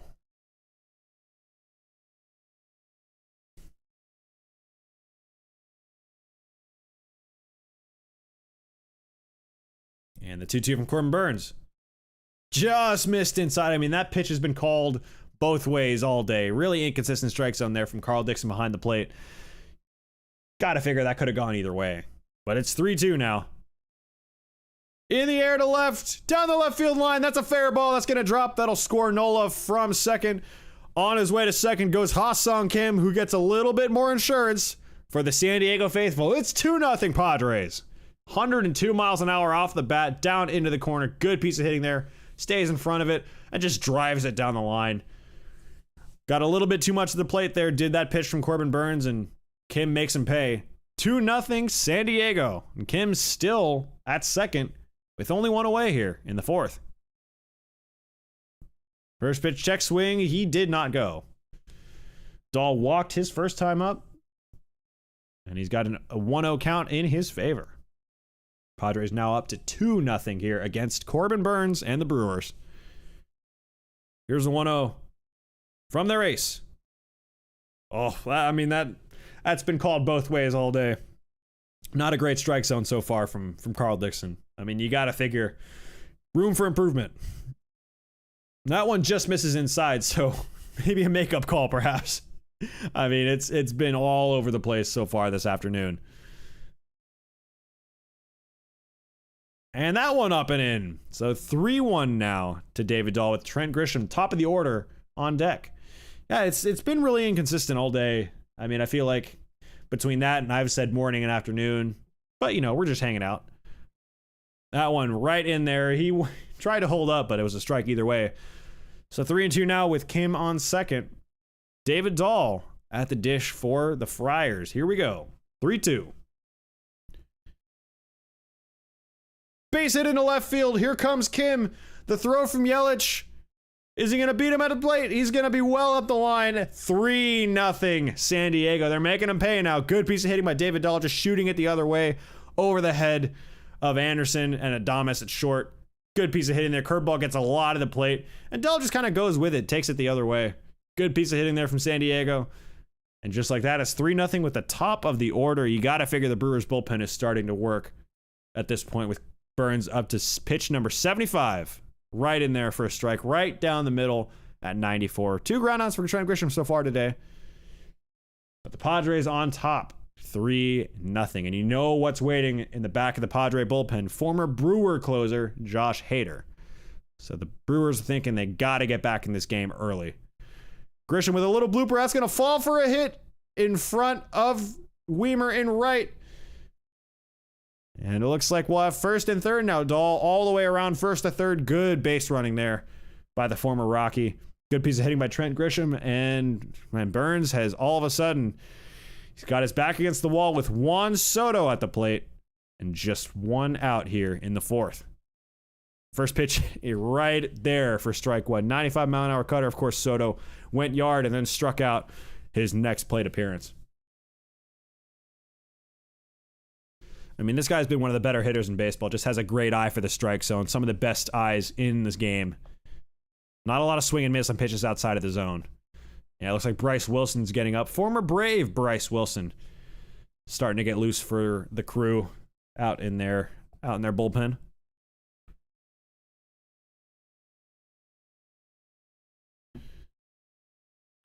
1-1 to Soto.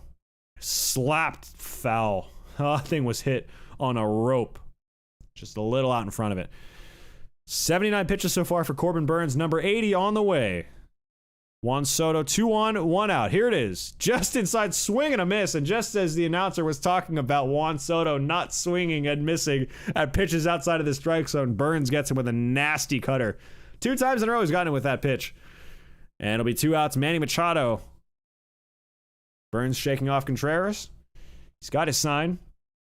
First pitch to Manny Machado. Up and in for ball 1. 26 pitches this inning for Corbin Burns. Not what you would want to see from a Brewers perspective. Here's the 1-0 to Machado. Little blooper into right, but it looks like Weimer's got it. And he does. So the damage has been done. 2 more runs for the Padres. 3-0 here. We've played 4 in San Diego. Mitchell, Weimer, and Terang coming up for the Brew Crew. And here is Garrett Mitchell, still facing Yu Darvish. Pitch count relatively low. You can't anticipate anyone's really throwing aggressively in the pen just yet. First pitch just outside, cutter at 87. 1-0 count to the Brewers center fielder, Garrett Mitchell. And now here it is, the 1-0 from Darvish in there, swing and a miss. Man, that pitch was right there, but swung right through it, did Mitchell. And we've got an even 1-1 count here.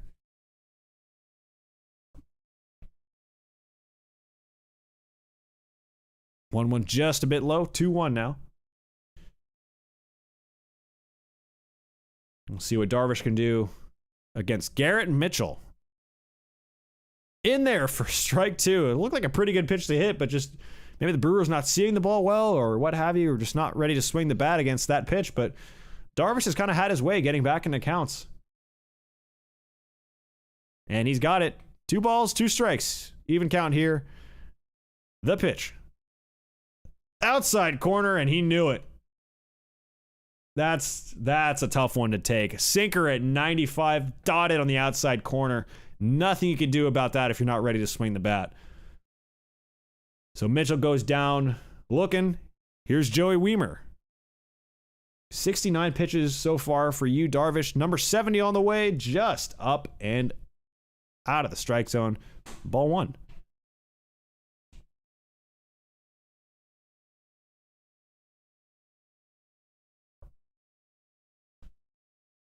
That one just fouled a little off. Down and away.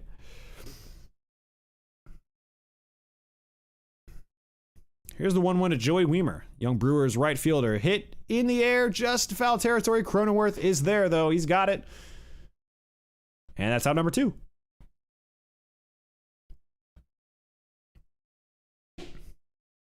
And the last hope for the Brewers will be the number 9 hole hitter, Bryce Terang here. Their second baseman, young prospect. A lot of promise with this kid.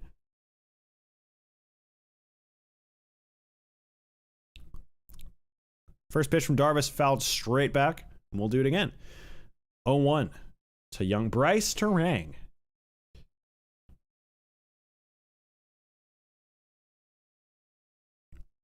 The pitch from Darvish. Oh, another great looking pitch, called a ball. This strike zone has been all over the place so far this evening. Here's the 1-1 to Terang. That one way outside. And this strike zone, man, I tend to be a little more lenient with umpires because it's a hard job calling balls and strikes. But that was, wow. That sequence was tough. First you have one that's borderline, should have been a strike really, called a ball, and then the next one called a ball, was way outside. Here's a 2-1. Oh, up and in, almost got him. But he works the count to 3-1. Top of the order, Christian Yelich on deck. Gotta figure Darvish is going to be attacking the strike zone here on 3-1. Yep, he does. A little flare into left center. That'll fall for a hit. Soto's got it. And it'll be just a single for Bryce Terang with Christian Yelich. Oh, he's going for 2. I don't know why he went for 2 there with Soto in left. That close on a pitch, on a ball hit that shallow. But Soto guns him at second. And that'll do it for the Brewers. You don't want to get thrown out at second to end the inning. But Terang trying to stretch out a double with his team behind 3. You gotta love the fight and the determination, but that'll make it. Out number 3 as we go to the bottom of the 5th. First pitch from Burns is just down and away. Ball 1. Xander Bogaerts of Aruba. Played for the Netherlands in the WBC. Didn't have the best tournament, Netherlands. Neither did Xander Bogaerts, but he's come out swinging so far in 2023 as a Padre. First pitch, second pitch of the AB is hit on the ground to second. Pulls Tellez off the bag, and Bogaerts will reach. E4 is the decision. This one just a little outweight. Xander pokes it that way. Terang makes a nice play to get there, but just not a good play. Just sets his feet, just pulls Rowdy Tellez off the bag there. And it looks like that'll be it for Corbin Burns. Craig Counsell has seen enough. It'll be Bryce Wilson, former Brave, coming in to take the ball from the skipper. So that's it. Corbin Burns, 4+ innings. Responsible for all 3 runs, all earned. And it'll be Bryce Wilson coming into the game for the Brewers.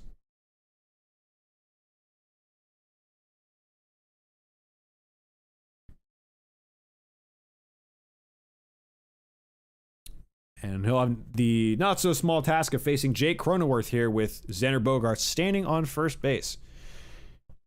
Bogaerts taking off for second, hit in the air to left. Looks like Yelich is going to make the play, tracking all the way back. And Bogaerts able to get back to first in time to avoid the double play. So a good running catch from Christian Yelich. He's got it. 1 away.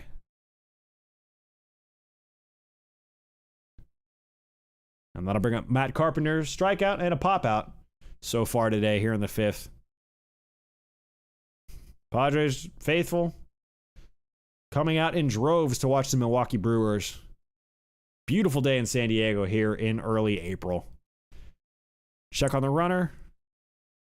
And of course, no issue with Bogaerts getting back.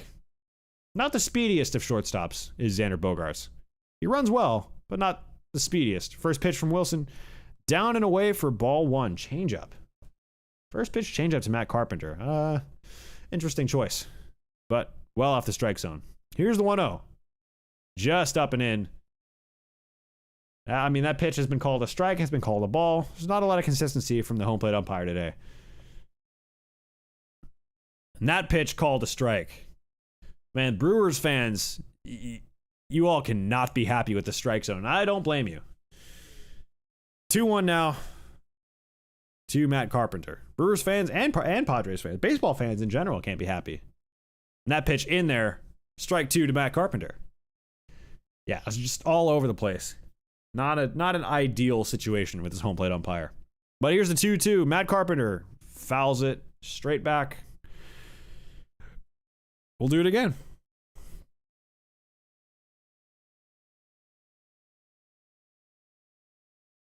The 2-2 from Bryce Wilson. In the air to right center.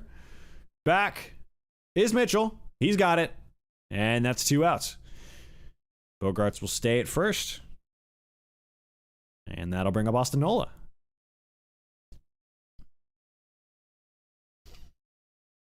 Nola so far, 1 for 1, a single, a walk, and a run. Here in the 5th, taking his 3rd time through the order.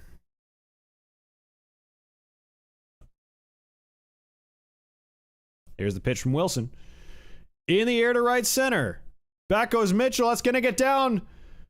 And 1 hop over the wall. They'll be at 2nd and 3rd. Bit of a bad break for the Padres because you got to figure if Bogaerts was going to score. But they'll have 2nd and 3rd with 2 outs. Another good piece of hitting from Austin Nola. Had a good day at the dish so far. A single and now a double. And that'll bring up Ha-Seong Kim. Kim fouls it off to the right. 95-mile-an-hour fastball. Just a bit late. Kim, of course, had that double that scored the first run of the 2 in the Padres' 4th inning.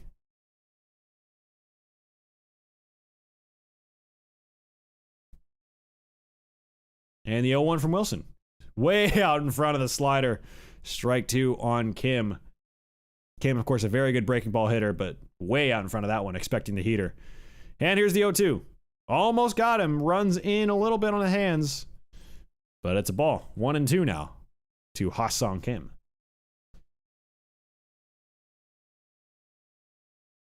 Here it is. Strike 3 called in the outside corner, and that one was maybe the worst one of the day. That was ball 2. No way to sugarcoat it. It was pretty significantly off the zone, but the K zone had it as a strike. So that'll do for the Padres. They leave 2 on, but still lead by 3. As the Brewers turn it over to the top of their order, Christian Yelich. Darvish still out there, 77 pitches so far. You got to think this is maybe his last inning, depending on how many pitches he throws. First pitch in there for a strike, and Yelich clearly fooled by that. Just looking for one thing, saw another, and tried to check, and it was a strike anyway. Here's the 0-1. Swing and a miss on the cutter up in the zone. Brewers have not had a lot of success against Yu Darvish today. And here's the 0-2 to Yelich. Fouled off to the left, and we'll do it again.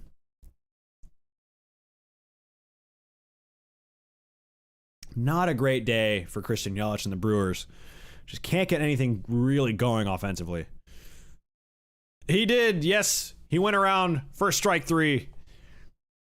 Down goes Yelich by way of the K. 7. Count them, 7 strikeouts for Yu Darvish. I believe we have to double check the game log, or the box score rather.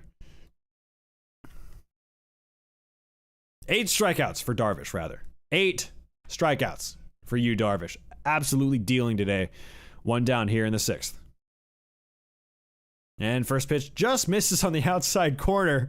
Looked like a strike, but home plate umpire said no thank you. Here's the 1-0 to Jesse Winker. In there for a strike. An undeniable strike. Yeah, this strike zone has been not so good so far today. A lot of inconsistency on both teams. That one upstairs for ball 2. Jesse Winker. All-star in 2021 with Cincinnati. And the pitch. Fouled off to the left side. Right idea there, just trying to shoot it to the other way. Just shoot it the other way. Just a bit foul. A bit late on that. And it'll be 0-2. And here is the 2-2 from Darvish, rather.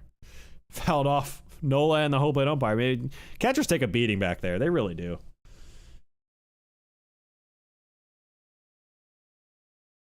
But we'll do it again. 2-2 from you, Darvish.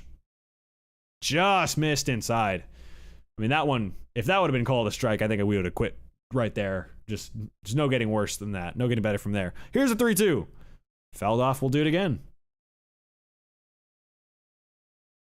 So Winker battling pretty nicely here, trying to keep the Brewers' hopes alive of getting to the Padres before they get to Josh Hader.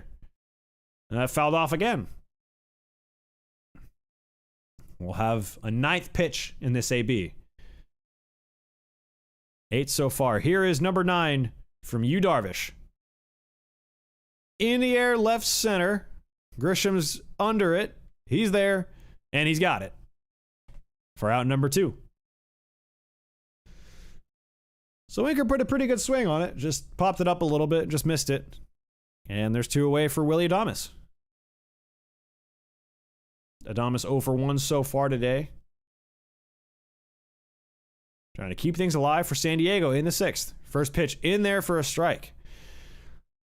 Man, the Brewers are being patient. That's for sure. They're not swinging at the first pitch every single time. Here's the 0-1 to Adames.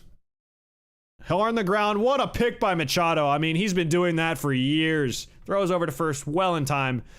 You could not draw it up any better for Manny Machado. So that's it for Milwaukee in the 6th. Dahl, Grisham, and Soto coming up for the Padres.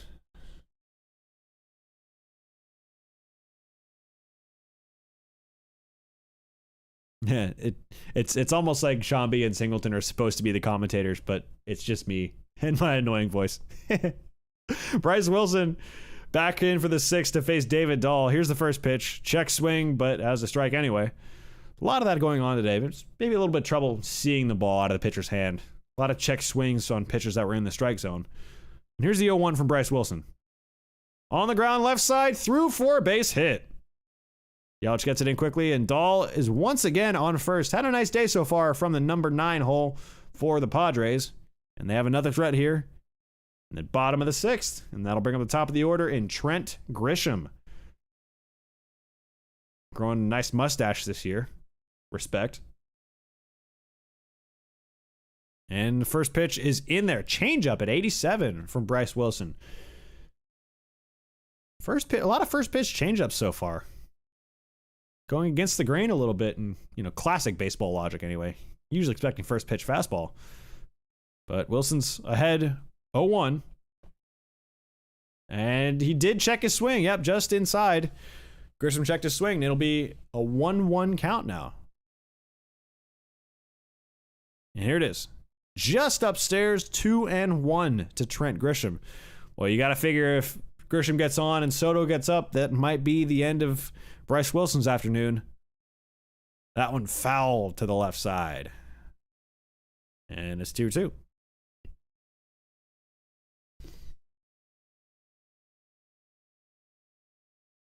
Here comes on the ground, left side, just foul.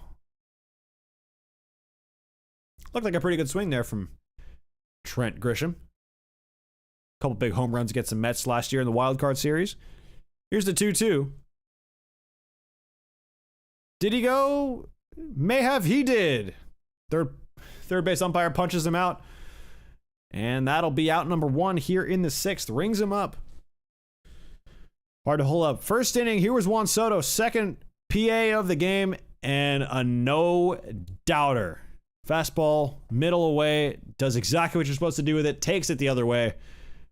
For a solo shot to get the Padres on the board early against Corbin Burnes. Burnes on the hook for all 3 runs and currently in line for a loss if this result holds. First pitch back up the middle off the glove of Wilson. Soto's going to get to first just barely. Oh, it looked like Soto had him beat, but the throw got there pretty quickly. Soto beats it out anyway. And they'll have 2 on for Manny Machado. Good attempted piece of defense by Wilson trying to spin around and knock it down. And he almost nearly got there. But Soto just gets there in time. And that'll bring up Manny Machado.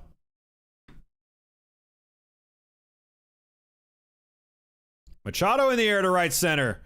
This one's got some good one on it. Mitchell's there. He makes a great play on the run to deny Machado of extra bases. Great defensive play by Garrett Mitchell. And very quickly, 2 outs now for San Diego. So Bogaerts, see if he can add some insurance for the Padres here in the last of the 6th. First pitch swinging in the air to right center. That'll get down. That'll be extra bases. That'll score at least 1. Bogaerts with a 2-run double. Both Soto and Machado coming around to score. 5-0 San Diego.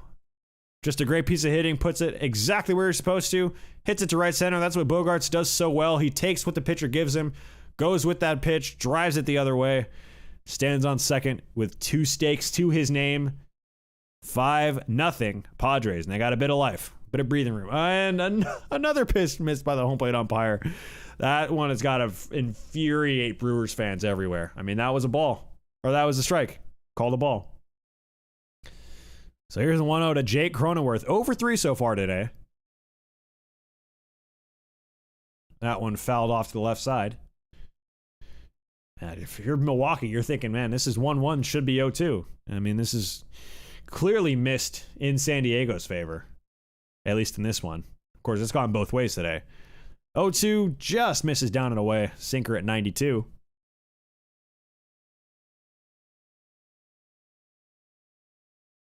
And Wilson's 2-1 offering to Cronenworth. Check swing, but that's a strike anyway. It must be the sun, at least. Something's causing these players to check swing a ton on pitches in the strike zone. Here's a 2-2 to Cronenworth. Fouled straight into the ground off of Contreras. We'll do it again.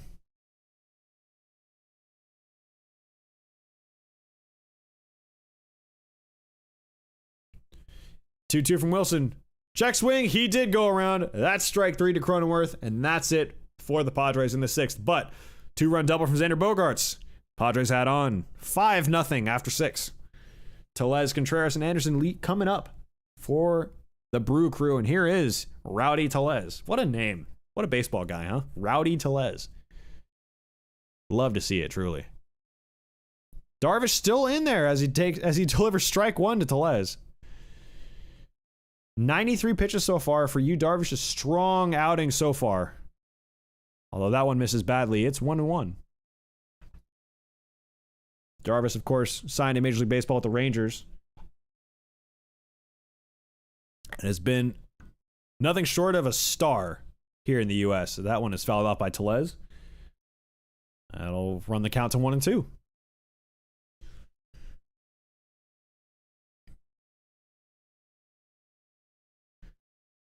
And another 1-2 from Rowdy Tellez. Just got a piece of it. Staying alive here against you, Darvish, in what figures to be his last inning. And here's this 1-2 to Tellez. Again, Tellez gets a piece and stays alive.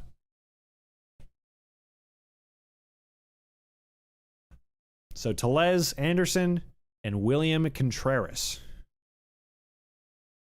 Here's the 1-2. This one popped up. Nola is there. He's got it. And he's got out number 1.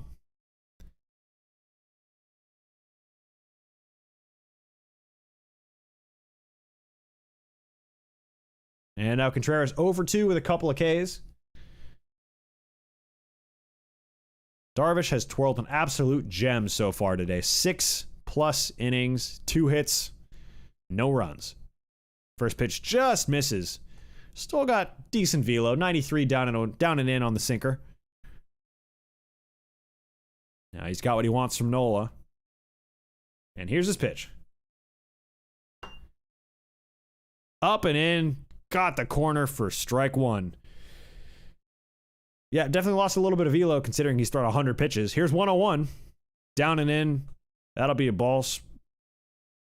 That'll be a ball to Contreras. We're on the count to 2-1. That one, good pitch to hit, just fouled off. You got to think none of the Brewers are really seeing the ball all that well today. It's that secondary delivery from Darvish, secondary leg kick, if you will. He goes up and then back and then fires. 2-2. Swung on and missed. Contreras down by way of the K for the third time today. 9 Ks for Darvish. Absolutely dealing today. Sensational. Sensational outing by Yu Darvish so far this afternoon.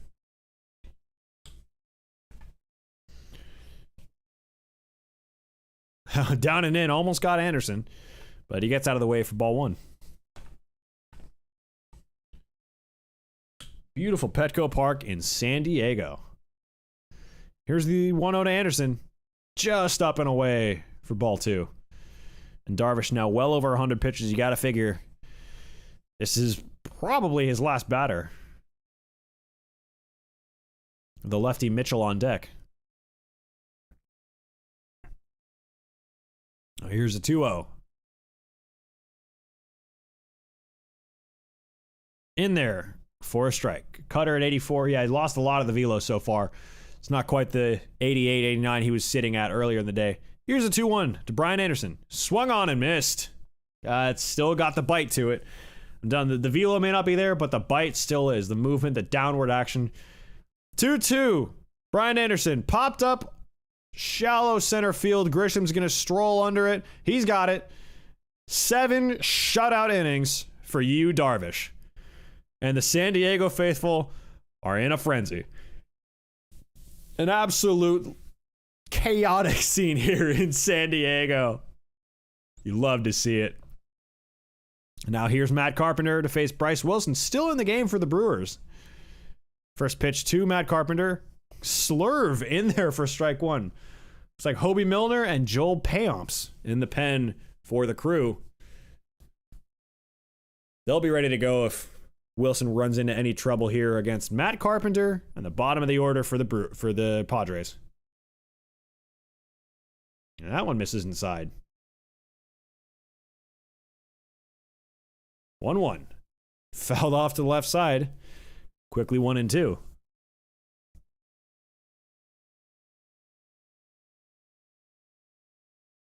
And here it is. Wilson deals. In the air. Right center field. Back goes Mitchell at the walls. See ya. He has left the building once more. Matt Carpenter into a sea of San Diegans. A 405-foot bomb off the bat of the mustachioed Matt Carpenter extends the lead to 6-0 for the Padres. Just a bit of a hanger. Catches a lot of plate, and Carpenter puts a good swing on it. Hits it high in the air to right center. Mitchell did all he can to get back on it. Just out of his reach. 405 feet with an exit velocity of 99 miles an hour. And it'll be Gus Varland coming out of the pen. Must have been a late change to the bullpen strategy. And Gus Varland will face Austin Nola, older brother of Aaron Nola.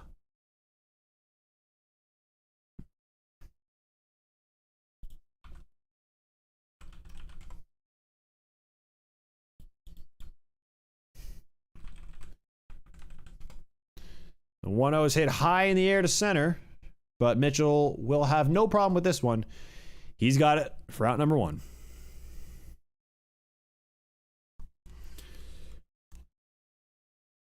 And that'll be Ha-Sung Kim. Had a productive day so far, a double and a run scored. First one from Varland, perfectly placed fastball down and away, 91 miles an hour, perfect placement, good movement on it. 0-1 to the Padres second baseman. That one fouled straight back and quickly 0-2. Padres really hitting well in the latter parts of this game. 3 runs in the third as Kim just barely takes off the plate. That one was very close to being called strike 3 given how big the strike zone's been today. And just gets a piece of it on 1-2 and stays alive. Strike zone's been all over the place today, so no wonder he had to swing on a ball that was pretty significantly far outside.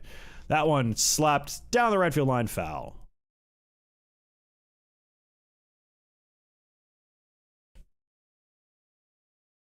And the 1-2 from Gus Varland. In the air to left field, down the left field line, and foul. We'll do it again. 1-2 to Ha-Sung Kim.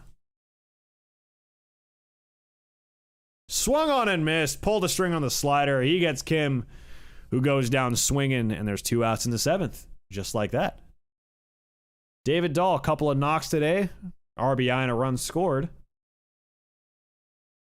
And he'll be the last hope for the Padres to extend the lead even further in the 7th.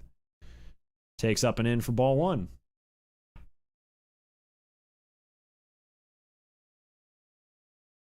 And the pitch to Dahl hit in the air to left. Yelich going back, still going back, but he's got it, and Dahl was retired for the first time today. We've played 7 in San Diego. Matt Carpenter, the mustachioed man, says hello to the Friar faithful. It's 6-0 San Diego. So now to be the center fielder, Mitchell. Darvish still in the game, coming out for his 8th inning of work. Really pushing him to the limit. You got to figure his leash is going to be short with Nabil Crismatt and Tim Hill in the pen for the Friars. So you got to figure any sign of trouble, and Darvish will be pulled from this game. Here's the 1-0 to Mitchell. Fouled off. Left side. 110 pitches for you, Darvish. 75 of those for strikes. Good command today. Wonky strike zone altogether. Here's a 1-1. Just misses outside. I'll run it to 2-1. Yeah, the strike zone has not been consistent so far today. Not a lot of wiggle room. That one's in there for a strike, though, and that'll run it to 2-2. Good cutter on the outside part of the plate. Really tough to pick that up. Here's a 2-2 to Garrett Mitchell. I don't know where that missed, but it looks like it should have been strike 3. Instead, it's called a ball, and the count runs full. Here's the 3-2. Up the middle for a base hit. You got to feel... I mean, they're up by 6, but you got to feel aggrieved if you're a Padres fan. That was a called third strike, completely missed by the home plate umpire. Instead, Garrett Mitchell makes him pay with a leadoff knock. And the Brewers have life. It's not over yet. Darvish still in there. Surprised they haven't pulled him from this game for Crismatt or anyone else in the bullpen. But here's Joey Weimer. Swings and misses at the first pitch. Slider down in the zone for strike 1. Singled in the 3rd did Joey Weimer. Hasn't had a lot going for the Brewers. He's had a hit. A couple other hits sprinkled out. And that one is roped down the left field line. But foul.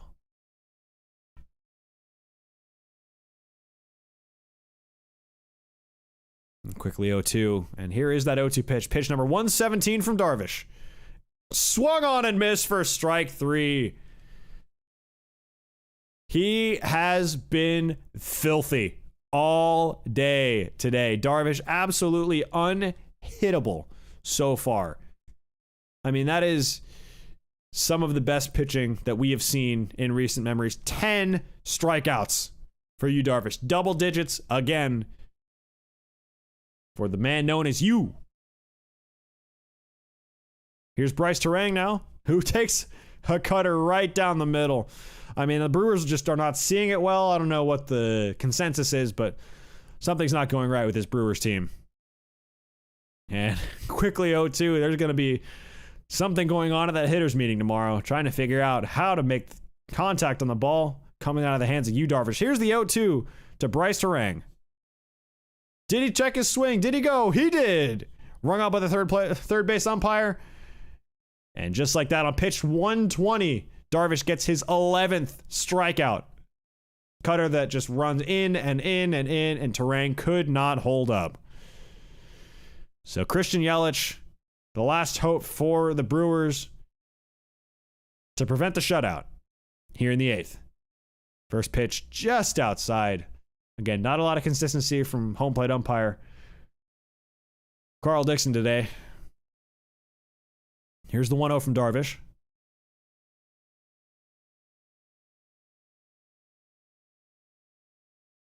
And takes another check swing on a pitch in the middle of the strike zone. We've had a lot of those so far today. If you were to go back and look at how many, I guarantee you it's no less than 5.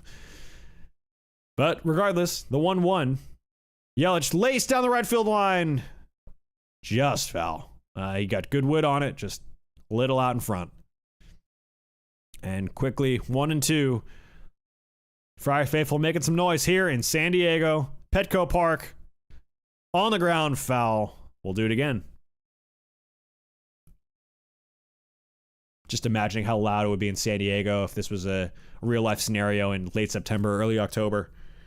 Here's the 1-2 from Yu Darvish. Pitch number 125. And Yelich again fouls it off. He's just out in front of it.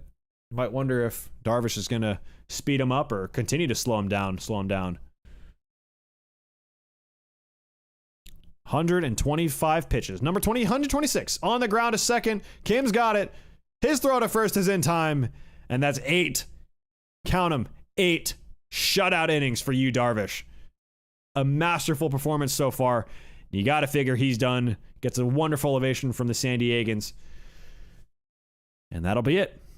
To the bottom of the 8th we go. Here's Trent Grisham with a single in the 4th. Facing Brewers righty Gus Varland, who's going to stay in the game.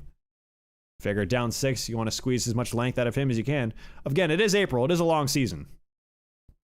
First pitch just fouled off. So, not a lot of concern if you're a Brewers fan. Just disappointing performance. I mean, Yu Darvish, masterful. 8 innings. That one's up and in. We're on the count to 1-1. And Varland deals. Check swing. Did he go? Says the third base umpire. No, he did not.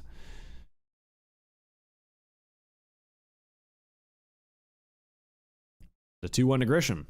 That one's high. Ball 3 with the dangerous, as always, Juan Soto on deck. 3-1 check swing. It's in there for a strike anyway. Runs the count to 3-2 to Trent Grisham. No batting gloves, a rarity these days. Most guys have a couple gloves, at least one. That one that pitch has been called all day, so you can understand as a pitcher your frustration with that one. That's been called a ball, a strike, left, right. But anyways, here's Juan Soto. 2 runs scored today, including his homer. Single then scored on the Bogarts double. First pitch from Varland to Juan Soto. Up and in for a ball.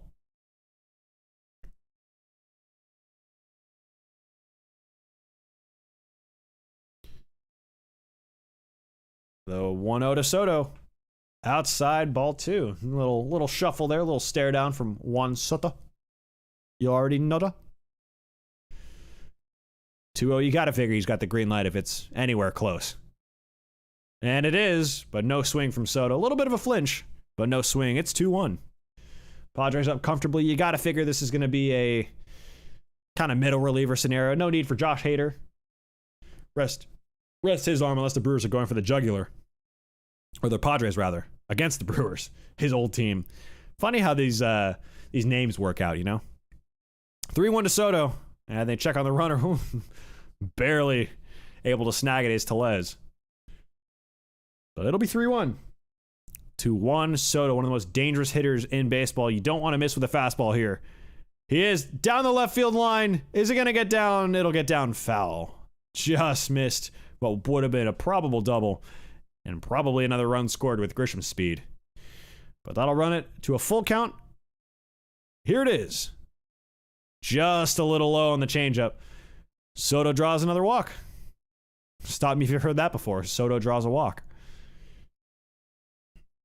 So, Manny Machado will be up next. 2-1, nobody out. Padres up comfortably here in the 8th. Up 6 runs. And you got to figure they're going to cash in at least one more time here. First pitch from Varland, just a bit inside. I mean, anything close really has been taken. Has been called a ball, called a strike. Slight change in the defense here for the Brewers, wanting to defend Manny Machado. That one out in front, tapped foul. That'll bring it to a 1-1 count.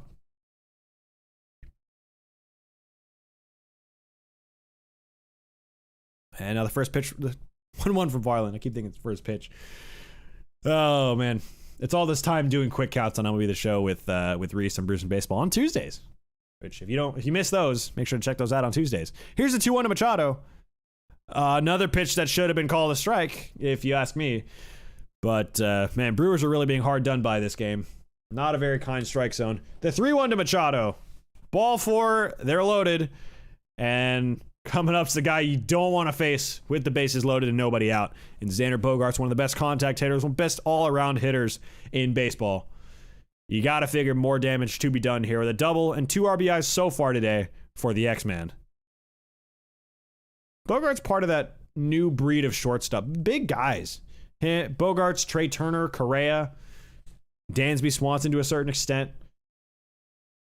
Bigger dudes. Corey Seager comes to mind. First pitch upstairs, change up at 82. It was a new breed of shortstop. I mean, Machado was really supposed to be a shortstop who plays third. Tatis. You know, a lot of guys who are bigger guys, but quick, mobile, play shortstop and play it well. Here's the 1-0 to Bogaerts. Check swing could not hold up on a pitch that was out of the strike zone for once. Even at 1-1.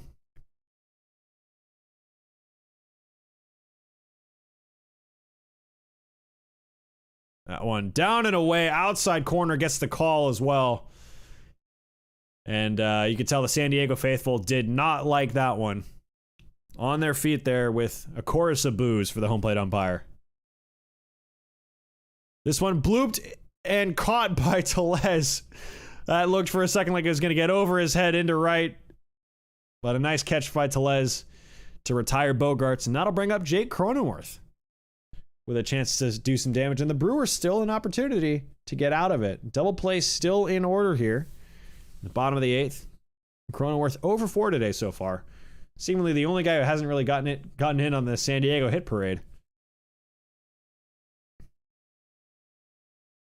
Here's the pitch from Varland. Right in there for a strike. I mean, that looked like a good pitch as any to hit. Cronenworth still patient. Still waiting for his. Here's the 0-1. In there for a strike. Outside corner. Cronenworth not really seeing the ball well either, it would appear, or whatever the approach is. 2 really good pitches to hit. But no swing from Cronenworth. Next one just inside, but that's a ball. 1-2. 24 pitches so far this inning from Varland. Bases loaded for the Padres. Here's the 1-2. In there for a strike. Cronenworth, another strikeout. 0 for 5 so far today. Not his day. And just like that, the Brewers have a chance to get out of the inning. And now here's Carpenter, who homered last time up, so he's been known to do a little bit of damage. Varland, 37th pitch on the way. Just misses inside for ball 1. Beautiful, beautiful day here in San Diego, and they're loving some Padres baseball. Padres up comfortably here, bottom 8, 2 outs for the mustachioed Matt Carpenter. That one just misses the outside corner. That'll be a ball. So Varland in some trouble here. 2-0 count, 2 down, bases loaded. Here's a 2-0 to Carpenter. Just fouled it off. Just missed it by that much. I mean, you think you get that pitch back and that's going over the left center field fence somewhere, at least into the gap. Here's a 2-1 to Matt Carpenter. Just misses outside. 3-1 and nowhere to put him. Nola on deck. You got to figure this is probably Varland's last hitter if it gets any worse than this. As much as a 6-run lead is hard to come back from in the 9th inning, you don't want to let it get much worse than this. The 3-1 from Varland. Hammered, but he's out in front of it. Oh, that looked like the pitch to hit for Matt Carpenter, but just a bit inside and got a little bit out in front of it and hit it into the screen. Really over the screen and over the people. 3-2, runners got a head start. Struck him out looking. I don't know how you don't pull the trigger there on Matt Carpenter, but a nice piece of work by Varland to pitch in and out of that jam. Winker, Adames, and Tellez coming up for the Friars. It looks like Darvish is going to go back out there for a chance for a complete game. Oh, no, he's not. They're going to pull him. I thought they were going to pull him for a second by that camera angle, but it'll be Tim Hill to close it out for the Padres. 6-run advantage, so not a save situation. But this will be it for Milwaukee if they're unable to get at least 6 across. And it starts with Jesse Winker. Man, tough way to end the inning for Matt Carpenter on a pitch that looked pretty close. Hill's first pitch misses outside, apparently. Or up or down. I don't know where that pitch missed, but 1-0 count to Jesse Winker. And this one popped up to third. Machado's calling everyone off. Couple steps to his right, and he's got it. And there's out number 1. And that'll bring up Willie Adames. So Tim Hill, kind of a funky delivering lefty. Got that weird kind of 3/4 sidearm, almost like he's throwing from behind him type look. Must be really disorienting to pick up as a lefty. That one's in there for a strike. Little backdoor cutter. Weathers and Krismat, just in case things get a little hairy. But the way the Brewers have been swinging the bat today, you gotta figure Tim Hill is gonna be able to take care of this by himself. Padres have been able to hold the Brewers to 3 hits all day. As Adames is out in front of this one, and that'll be foul. 3 hits, that's it for the crew against the Friars.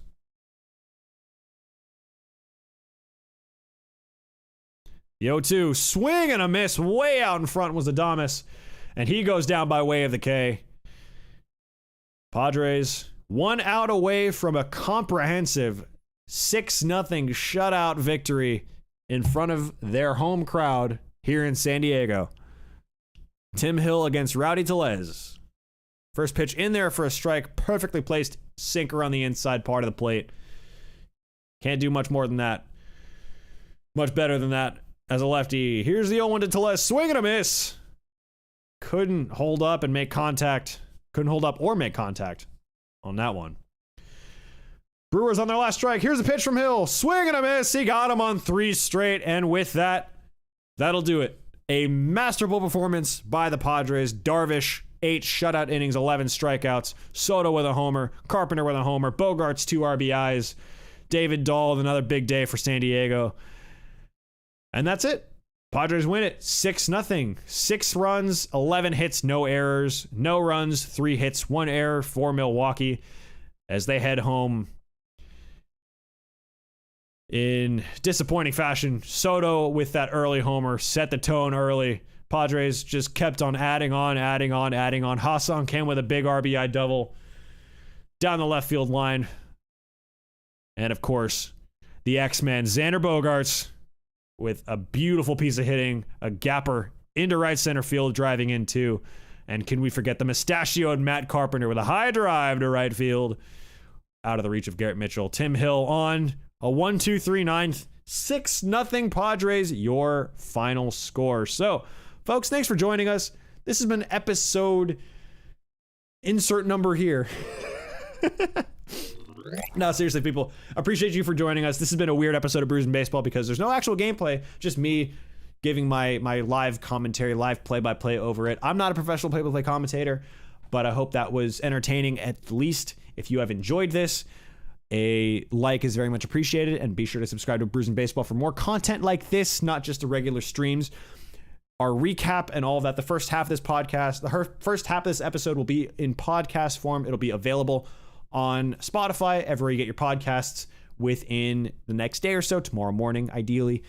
And we'll continue to pump out content. So make sure to check out the YouTube Shorts, YouTube channel, all that fun stuff, the social media at Brews and Baseball Official. If you haven't done so already, folks, we really appreciate you for joining us here on this beautiful Wednesday evening. This has been Brews and Baseball, the special live commentary throwback edition. You can call it a billion different things. We're just going to call it season so far on the podcast version. But folks, that's it. Thanks for joining us. Appreciate you all. I'm Owen. I'll see you next time. Tuesday, we're back at full strength. Reese is back on Tuesday. We will see you then. Have a good night wherever you might be. Folks, thank you for listening. Thank you for watching. We'll see you next time.